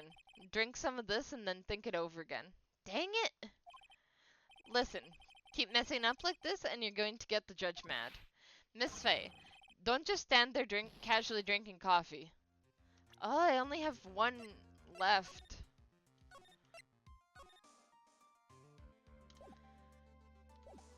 Okay. Oops, I think it's too late. But Your Honor, there's one more person. There's a person besides Mr. Flaws and the victim that knew what the note said. That's right, a person that no one would have suspected. Have you figured it out, kitten? Yep. The third person that knew the contents of the note. Well, he knew, and he knew. Doesn't make sense that those two knew. It wasn't her. Definitely wasn't Edgeworth. Dahlia Hawthorne? But she's deceased. But then she was also never found. Maybe. And that person is Dahlia Hawthorne. Dahlia Hawthorne? I've never heard that name before. Look at the victim's note. This is what it says. Talk to Dahlia.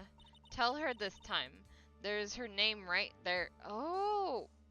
I literally read that and it just didn't compute for some reason. Well, it makes sense why it didn't compute now. What's this? So, who is this person? This Dahlia Hawthorne? Miss Faye must be desperate if she's trying to bring the dead back to life. The dead? Dahlia Hawthorne was the victim's deceased younger sister. She was killed in a crime 5 years ago. Killed in a crime? You don't mean... Yes, she was kidnapped and killed by Terry Flaws.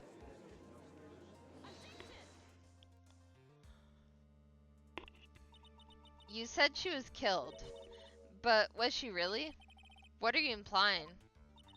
Of course, people thought she had died 5 years ago, when she fell off Dusky Bridge and was lost in Eagle River. However, her corpse was never found. She was declared legally dead 5 years ago. As far as the law is concerned, Dahlia Hawthorne is officially dead. But the fact remains, her body was still never recovered. Dahlia Hawthorne was 14 years old 5 years ago. If she were still alive, she would be 19 now. Melissa Foster. I believe that's the same age you are.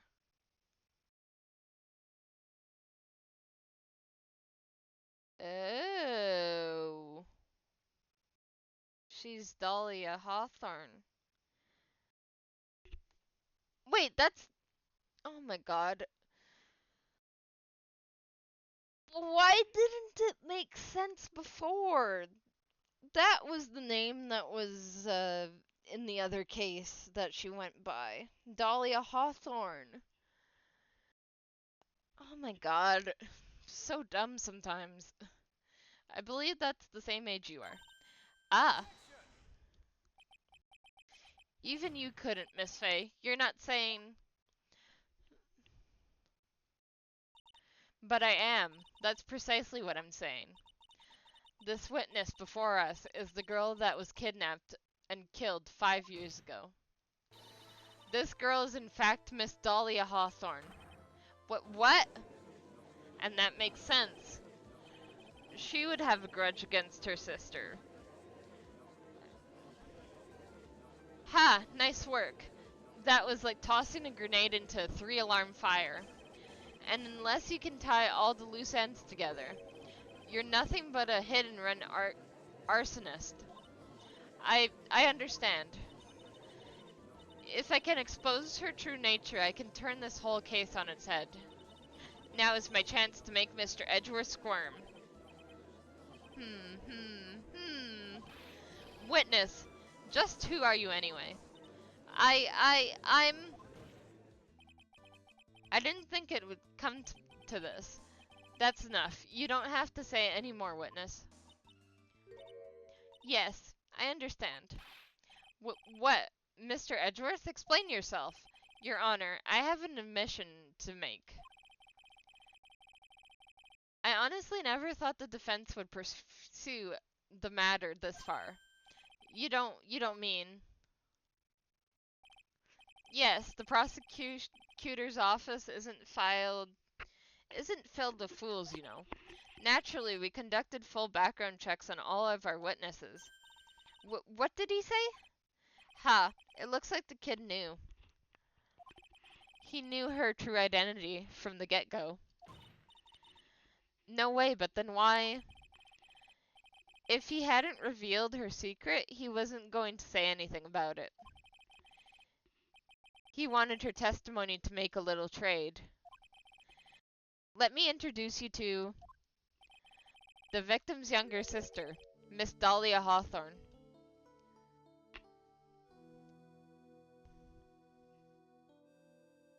Did her older sister even know she was still alive? But I thought she died 5 years ago. We thought so as well. But, well, as you can see. Why? Why did she hide her identity for 5 years? That was nothing to do with the current case. She was merely an accidental witness to a crime. Accidental? I don't believe that for a minute. For the last 5 years, she's been playing the role of victim. And now we find her acting suspiciously at a scene of another murder? Yeah, I don't buy it either. Really, Miss Faye, I must say, your strategy here is painfully obvious.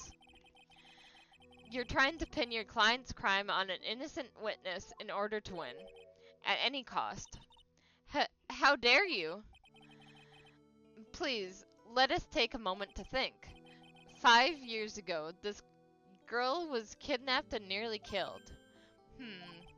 And even worse than that, 5 years later, Dahlia Hawthorne lost something much more precious, her big sister. Miss Faye must be insane to even suggest that she murdered her. What? I'm inclined to agree with the prosecutor's logic.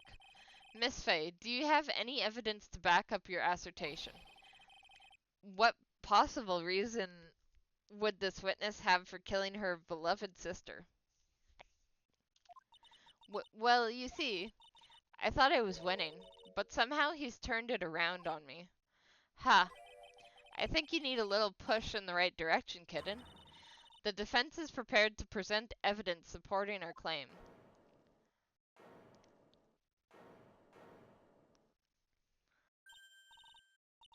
Ah, that wasn't me, it was this guy.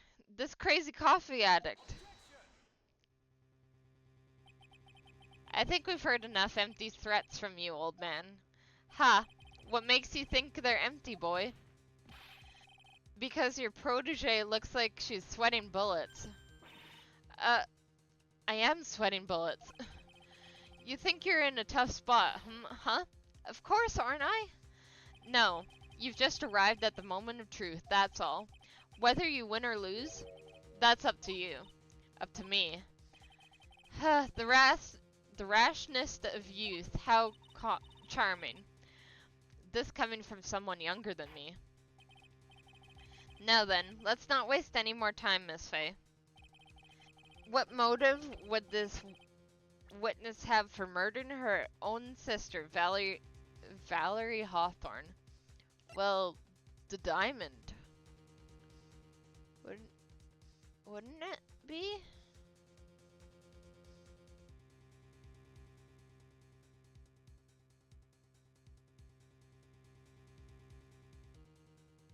Mm, maybe the victim's note? Talk to Dahlia. Tell her this time the whole truth must come out. Maybe this one? The story starts after Terry Flaws escaped. He called Valerie and told her he wanted to meet. This is the note she left. It says, talk to Dahlia. Tell her this time the whole truth must come out. Valerie Hawthorne gave Dahlia warning. She told her she was going to reveal to the world the whole truth. The whole truth. There was a dangerously important secret between Valerie and Dahlia. That's the reason Dahlia felt she had to kill Valerie. To keep her mouth shut permanently. A terrific story, Miss Faye. If you like fiction, that is. Enlighten the court, Miss Faye. What was the secret that was so important? Where's your evidence? Dahlia and Valerie Hawthorne and Terry Flaws. There's only one important secret that connects them all. Oh yes, I know the secret. Your Honor, the defense would like to request further testimony. What testimony? Regarding the kidnapping 5 years ago, we believe it will explain a lot of things, such as the nature of the important secret between the Hawthorne sisters. Very well. I'll grant your request for further testimony. I know it'll be painful for you, but can you enlighten us once more, my little maple leaf? Yes, I'll try, Mr. Judge. Putting on the old charm one more time, Dahlia. But this will be your last time you hide behind your womanly wiles.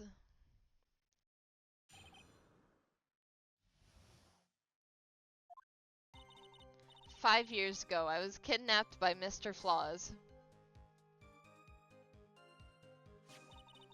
The ransom price was a raw diamond. My sister Valerie brought it to the bridge.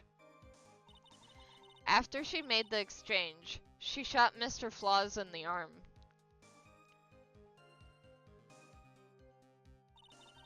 That's when Mr. Flaws tried to kill me by shoving me off the bridge from behind.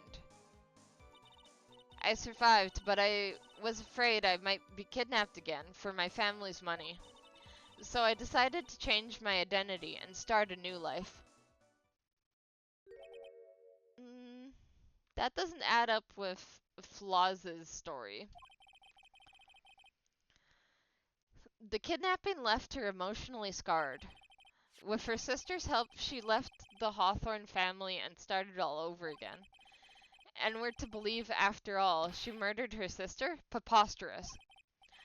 Thank you, Mr. Edgeworth. Miss Faye? Yes, Your Honor. As you've heard, the witness is still traumatized from the kidnapping. I'll ask you again to be extremely gentle in your cross-examination. Mr. Edgeworth got the jump on me again. Ha! If we're not allowed to fight, then let's twist some arms. Listen up. We've still got that info, that ace up our sleeve. What info? Come on, kitten. Don't say you've forgotten already. The fact that the kidnapping 5 years ago was staged. That's right, it was a fake kidnapping. Terry Flaws told us that in the lobby. That's what I'm saying. It doesn't add up to what she's saying at all. I'd do anything she says, anything Dahlia says. What you're saying is that the kidnapping 5 years ago was planned by, yeah, me and Dahlia, and Valerie too. Yes, that's it. The fake kidnapping is your best shot, Mia. That's your secret.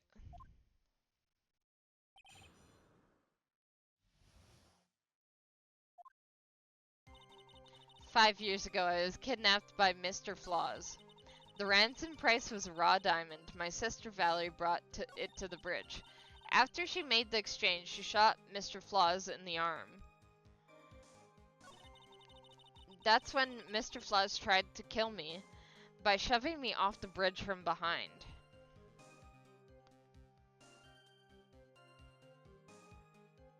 Shoving me off the bridge from behind.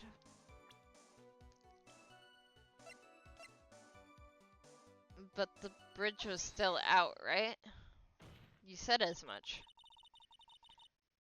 Or Mr. Flaws said as much. You said that Mr. Flaws pushed you into Eagle River. However, that's hard to believe. But it's true. I felt a push on my back. I'm certain of it. It was Mr. Flaws. I'm sorry. I guess I wasn't clear enough. I shouldn't have said that's hard to believe. I should have said that's impossible. Impossible? I asked that the court recall the condition of Dusky Bridge now and 5 years ago. The bridge hasn't changed one bit in these last 5 years.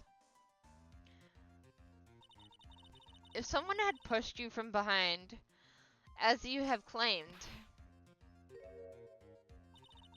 instead of being carried away by the river, you would have been smashed by the bedrock below. A most certain death. Do you understand now, Dahlia Hawthorne? The very notion that my client pushed you from behind is impossible. Ah! Your Honor, this event occurred 5 years ago. Why, for all we know, the water level in the river may even have been higher back then. But it's 40 feet from the bridge to the river.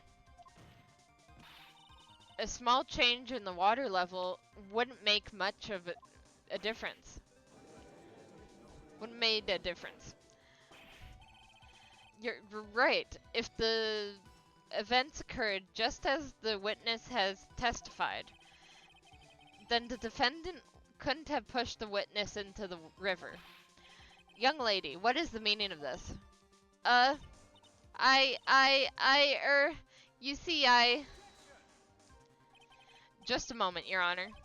It's true that the witness testified the defendant pushed her into the river. However, she never stated that she fell from the back end of the bridge. What do you mean? After being shot in the arm, it's plausible that Mr. Flaws panicked. Therefore, he could have unwittingly pushed her off the side of the bridge. If that's true, she would have fallen into the river. Well, Miss Hawthorne, if Mr. Edgeworth's explanation was correct, now that you mention it, I do remember now. When I fell off the bridge, my skirt was caught on one of the bridge's side wires. You can't be serious. Order in the court. It seems Miss Faye's assault has finally reached its conclusion. Not now, Mia. This is no time to retreat. Unfortunately for you, this is just the start of Miss Faye's assault. What? I believe your reasoning went something like this, Mr. Edgeworth. After being shot in the arm, it's plausible that Mr. Flaws panicked. Therefore, he could have unwittingly pushed her off the side of the bridge. However, once again, I'm forced to say that's impossible. Ridiculous! What's so impossible about it? Because your flawed logic contradicts the court record. The court record. Maybe the... What was the crime? No, not that. Maybe the witness's photo again? Yeah, nobody could have slid between that.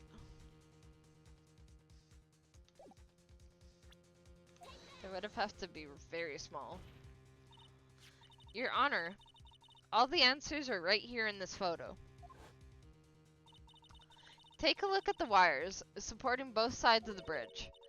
They extend up to about 5 feet off the ground. It would have been impossible to push someone off from there. But let's remember the size and strength of the defendant. Wires like this shouldn't be a problem for him. He could have easily picked up a 14-year-old girl and thrown her over. So young and already so forgetful, Mr. Edgeworth. Mr. Flaws had been shot in the right arm. Ah, and more importantly, Valerie Hawthorne had her gun trained on him at point blank range. Ugh. So, Mr. Flaws throwing the witness off the bridge, that is clearly impossible. Gah! Order, order. What is the meaning of this? Dahlia Hawthorne, you jumped into the Eagle River intentionally. What? What is this? Indeed, what do you mean by such a ridiculous remark? Yes, it's ridiculous. My sister was there to help me. She had her gun in handcuffs. She could have saved me. Jumping into a raging river like that would have been suicide. Perhaps, but still, that's exactly what you did. You were probably confident that you could handle the swift current. And even more so, the witness had a much more compelling reason for jumping over the river. Oh, then what? Oh, then what was it? What was so important that she wanted to jump into the river? The witness is still alive. This fact alone explains everything. This is why she risked her life by jumping into the rapids of the Eagle River. The diamond? 5 years ago, something else disappeared with Dahlia that day. The item that Valerie brought up the mountain with her, the $2 million diamond. Ah! No, it can't be. Yes, Dahlia had it all planned from the beginning. The $2 million. She was gonna keep it all for herself. She forced Mr. Flaws to help her fake the kidnapping.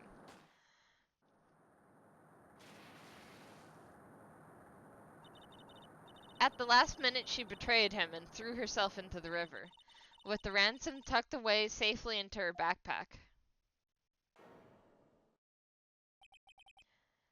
Why, that's simply ridiculous. Order, order, order. Your Honor, 5 years ago, the witness was only 14 years old. Do you really think a 14-year-old is capable of such a demonic plan? This woman is a demon.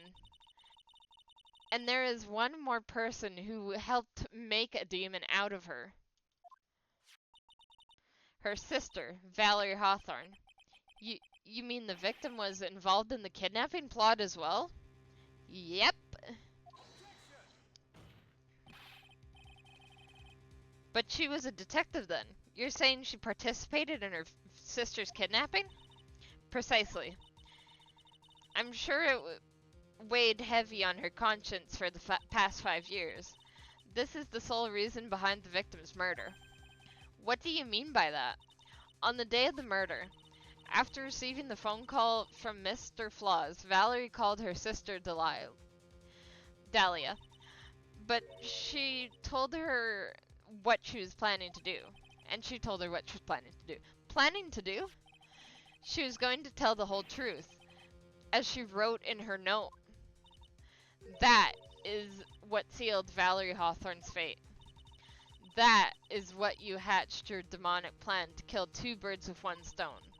A plan that would have ensured neither of your accomplices to the kidnapping would talk. And that is why you killed your sister, Valerie Hawthorne.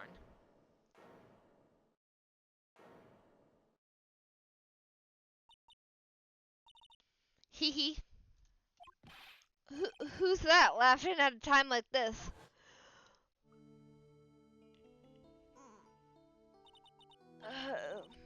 Stretching. Forgive me, it's just hilarious. Witness, is that you? You amuse me, woman, Miss Maya Fey. You can certainly weave an exciting tale. Naturally, I have the evidence to back it up, don't you? Evidence? Evidence that I planned the kidnapping, of course. That at 14 I plotted it with my Mr. Flaws and my sister. And one more thing. What happened to the $2 million diamond? If you can't provide evidence to at least show me that. Well, Miss Fey, I don't know. What a joke. You, Miss Fey. Are you stupid or something? Ugh. How can I prove a fake kidnapping that happened 5 years ago? I don't even have decisive proof of Valerie Hawthorne's murder. Well, it seems that we've come to the end. To be honest, the witness's behavior does raise certain suspicions. However, I am forced to reject the assertions made by the defense. Of course you are. Is this it? Is it really over? That girl has made a fool of me and there's nothing I can do about it. Ha! Without evidence, the trial is over. Who decided that? Mr. Mondo! Come on now, kitten, haven't you figured out that you can make your own rules? For example, even if there's no evidence, there's still testimony. Testimony? On the day in questioning, Dahlia Hawthorne murdered her sister, Valerie Hawthorne. She hid her body in the trunk of Mr. Flaw's own stolen car, and then went to meet with him, disguised as her sister, Valerie Hawthorne. That's what you think, right? Yes, that's right. In that case, there's only one answer, right? There's only one person left who can testify about Valerie Hawthorne's murder. Since there's no proof, there's only one thing left to do. Who is the one person who can testify to that demon woman's crimes? Oh, whoops, no! Dang it! Whoops. I pressed the wrong button! Okay. Luckily it was fine. Would have been Terry Flaws, right? Your Honor, the defense wishes to call a new witness. A new witness? Yes, we would like to hear the testimony of Terry Flaws. The defendant? There's only one person that can shed any further light on the situation. Only one person who knows that Dahlia's role in the kidnapping was. Only one person that can say whether the person in the photo is Valerie Hawthorne, or whether it was in fact her younger sister Dahlia disguised as her. There's only one person who can solve this riddle once and for all, and that person is Terry Flaws. But he would do anything for Dahlia. Would he really testify against her? Well, Mr. Edgeworth, what is your take on this? Why not? The prosecution has no objection. Very well. Bailiff, bring the defendant to the witness stand. This is my last chance, Mr. Flaws. My last chance to establish Dahlia's guilt. You're all I have left.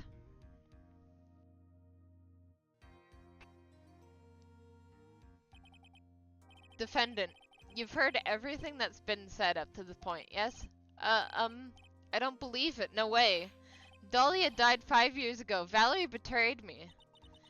Mr. Flaws, I don't know what she said to you 5 years ago, but one thing is clear. Dahlia is very much alive, and you were used for $2 million. That's not true. Mr. Flaws, there's only one question I want answered to. 2 days ago on Dusky Bridge, who did you meet? Was it Valerie Hawthorne or was it Delilah Hawthorne? Dahlia, did you betray me? 5 years ago, she promised never ever betray each other. Terry, Dahlia, it, it's true. You are alive. You don't trust me anymore? That makes me sad. Tell the truth, the real truth. I believed in you. I shouldn't need to say it. You should already know. But there is one thing I will say.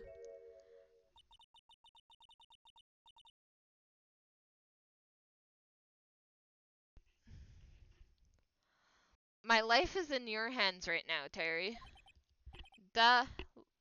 Leah.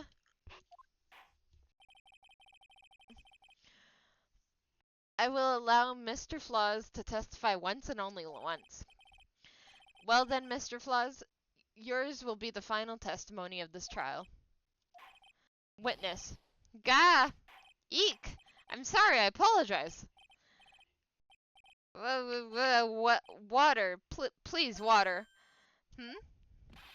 Can't talk. Need water. Ha. Oh well, I guess it'll have to be my coffee instead. At least it'll match the way he's probably feeling right now. Darker and bitter than hell itself. Wah.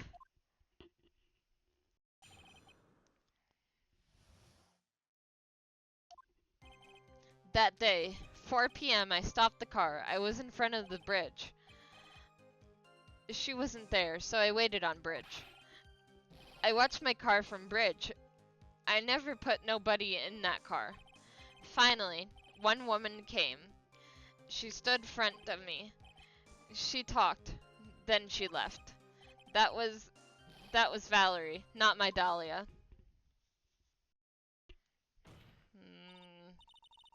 Mr. Flaws, you're covering for her.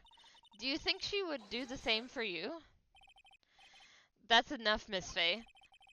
His last statement was a fitting way to end the trial testimony of the trial. Well then, Miss Fay, please proceed with your cross-examination. Is this how you want it to end, Mr. Flaws? Another guilty verdict to go along with your death sentence? There's only one person who can stop it, you kitten. You, kitten, I think. Well, to be fair, he's already has a death sentence put on him. He's probably thinking he's gonna die anyway. And he loves Dahlia, so why not side with her? I understand that much. She wasn't there, so I waited on the bridge.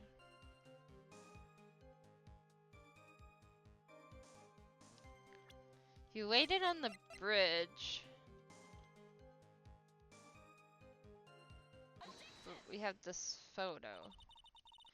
So when you got to the bridge, no one had arrived, huh?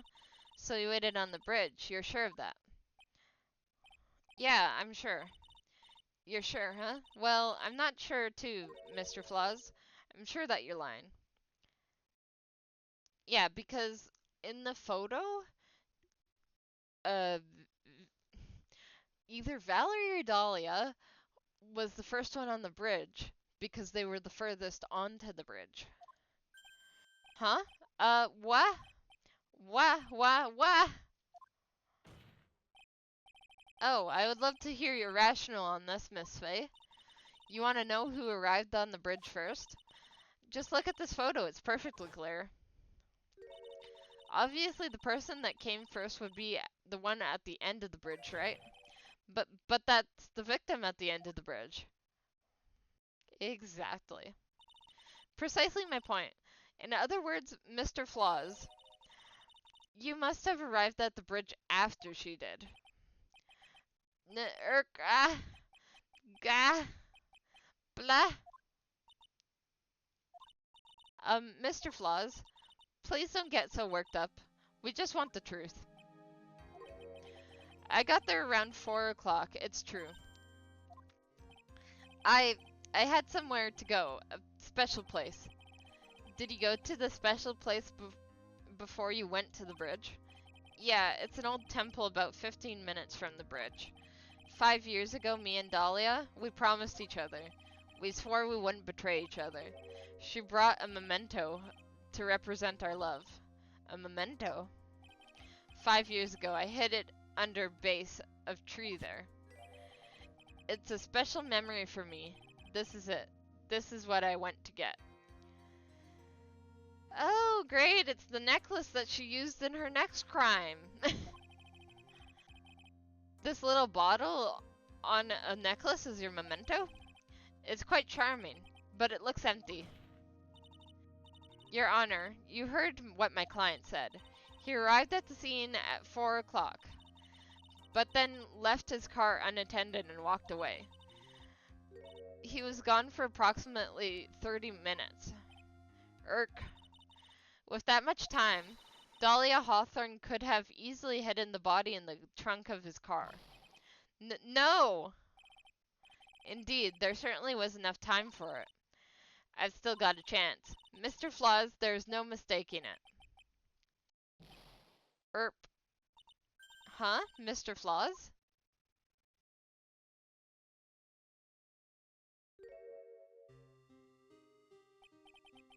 That's enough. Please. Witness. I promised her 5 years ago. If it ever happens, that we can trust each other no matter... No more. Then. We're supposed to drink bottle. Ugh. Did he just drink the bottle with the poison in it? Wait, was it always poison in the bottle? So it was just a poison necklace from the start? No, stop the trial. Your Honor, we need a recess. I was stupid. I couldn't keep promise. So I did it. I drank this. No, we're so close. Just a little more. I was going to prove your innocence. No, don't want that. Don't trust self. Maybe kill again. Maybe sweet Dahlia again. Mr. Flaws. Mr. Armando. Thanks for the coffee. Mr. Flaws. So this is the only reason Mia lost her first trial and why Mr. Edgeworth won his first trial? Was literally because the suspect just died on the stand after poisoning himself? Now that feels kind of ridiculous. And so my first trial ended, suddenly and tragically. It ended with no winners, only losers. But Edgeworth took it as a win, didn't he? I ended up with a wound that cut so deep into my soul I thought I'd never heal. I'm sure it was the same for the young prosecutor as well. But one person, the true criminal, Dahlia Hawthorne, she left the courtroom with a secret smile on her demonically sweet face. I see. So maybe Edgeworth just kind of wrote it off. Maybe it was both written off their records, actually, but to Mia, it's something that she just could never forget, so she acts like it's on her record. Unforgivable, that witch. Mr. Armando, we were so close to the truth. It was right there in front of us. You were just a little too soft, kitten. It's my fault? It's my fault that Mr. Flaws killed himself? Don't cry, kitten. You're going to make my coffee all salty. I knew it. I knew I wasn't cut out for this. Mia. Don't you get it? You can't cry yet. Okay, does Armando end up turning into... Now I can't remember his name. They both like coffee, their shirts are just a different color, their hair is just a different color, and the mask is just like an add-on.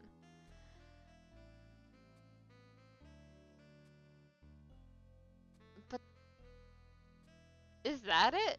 Did he restart his life at some point and then just switch sides? I don't know. Oh,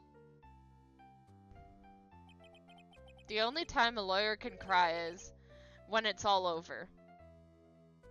You might want to tend to your wound there. Mr. Armando.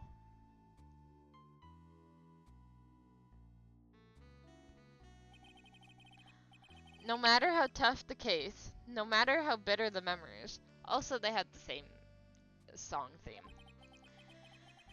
They always fade over time. Then you file them away and eventually forget them.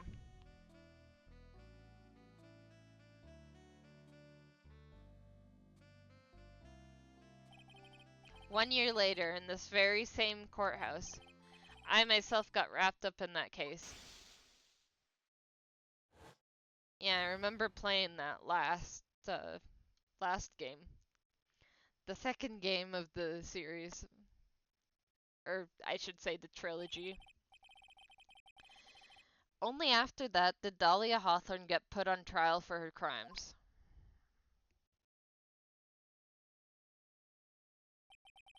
The verdict was that ultimately handed down to her was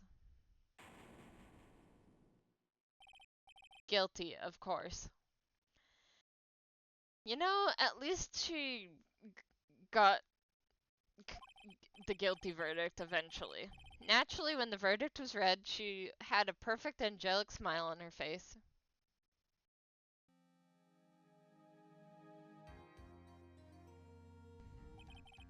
It was finally all over. At least that's what I thought at the time. Unfortunately, I couldn't have been more wrong. What do you mean? You mean there's another case of Dahlia? It's been 5 years, but now something has happened that's made me remember all this.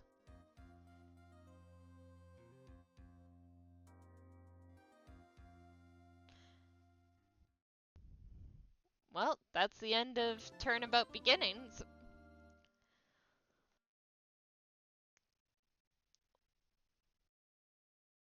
So, I would say next week we would be playing the last episode, episode 5, Bridge to the Turnabout. But it is spooky season now.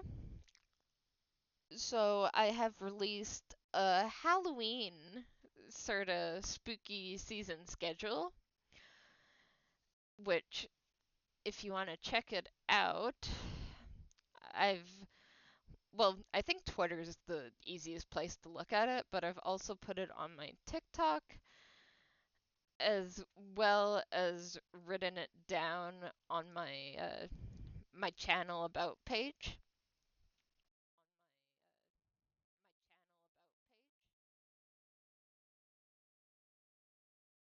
Here, I'll just read it out to you guys quickly.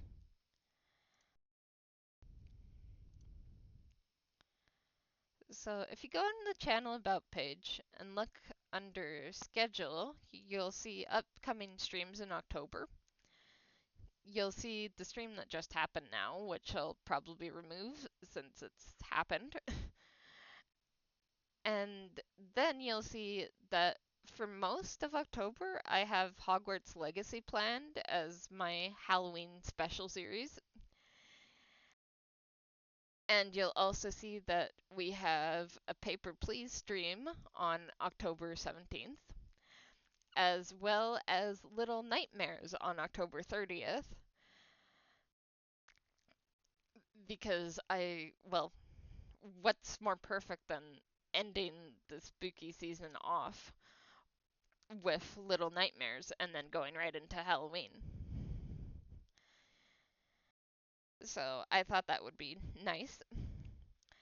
And all these streams start at 9 a.m. CST, except the Little Nightmares stream starts at 8 p.m. CST.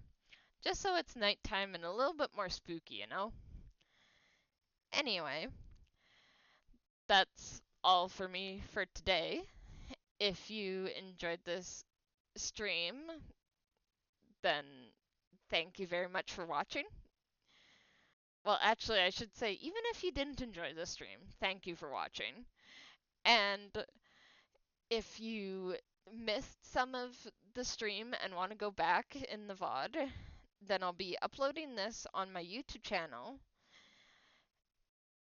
And if you also want to see any of the other past Ace Attorney streams I've done, that will also be on my YouTube channel, which is under the same name as my Twitch, Crimson_Calico_Cause.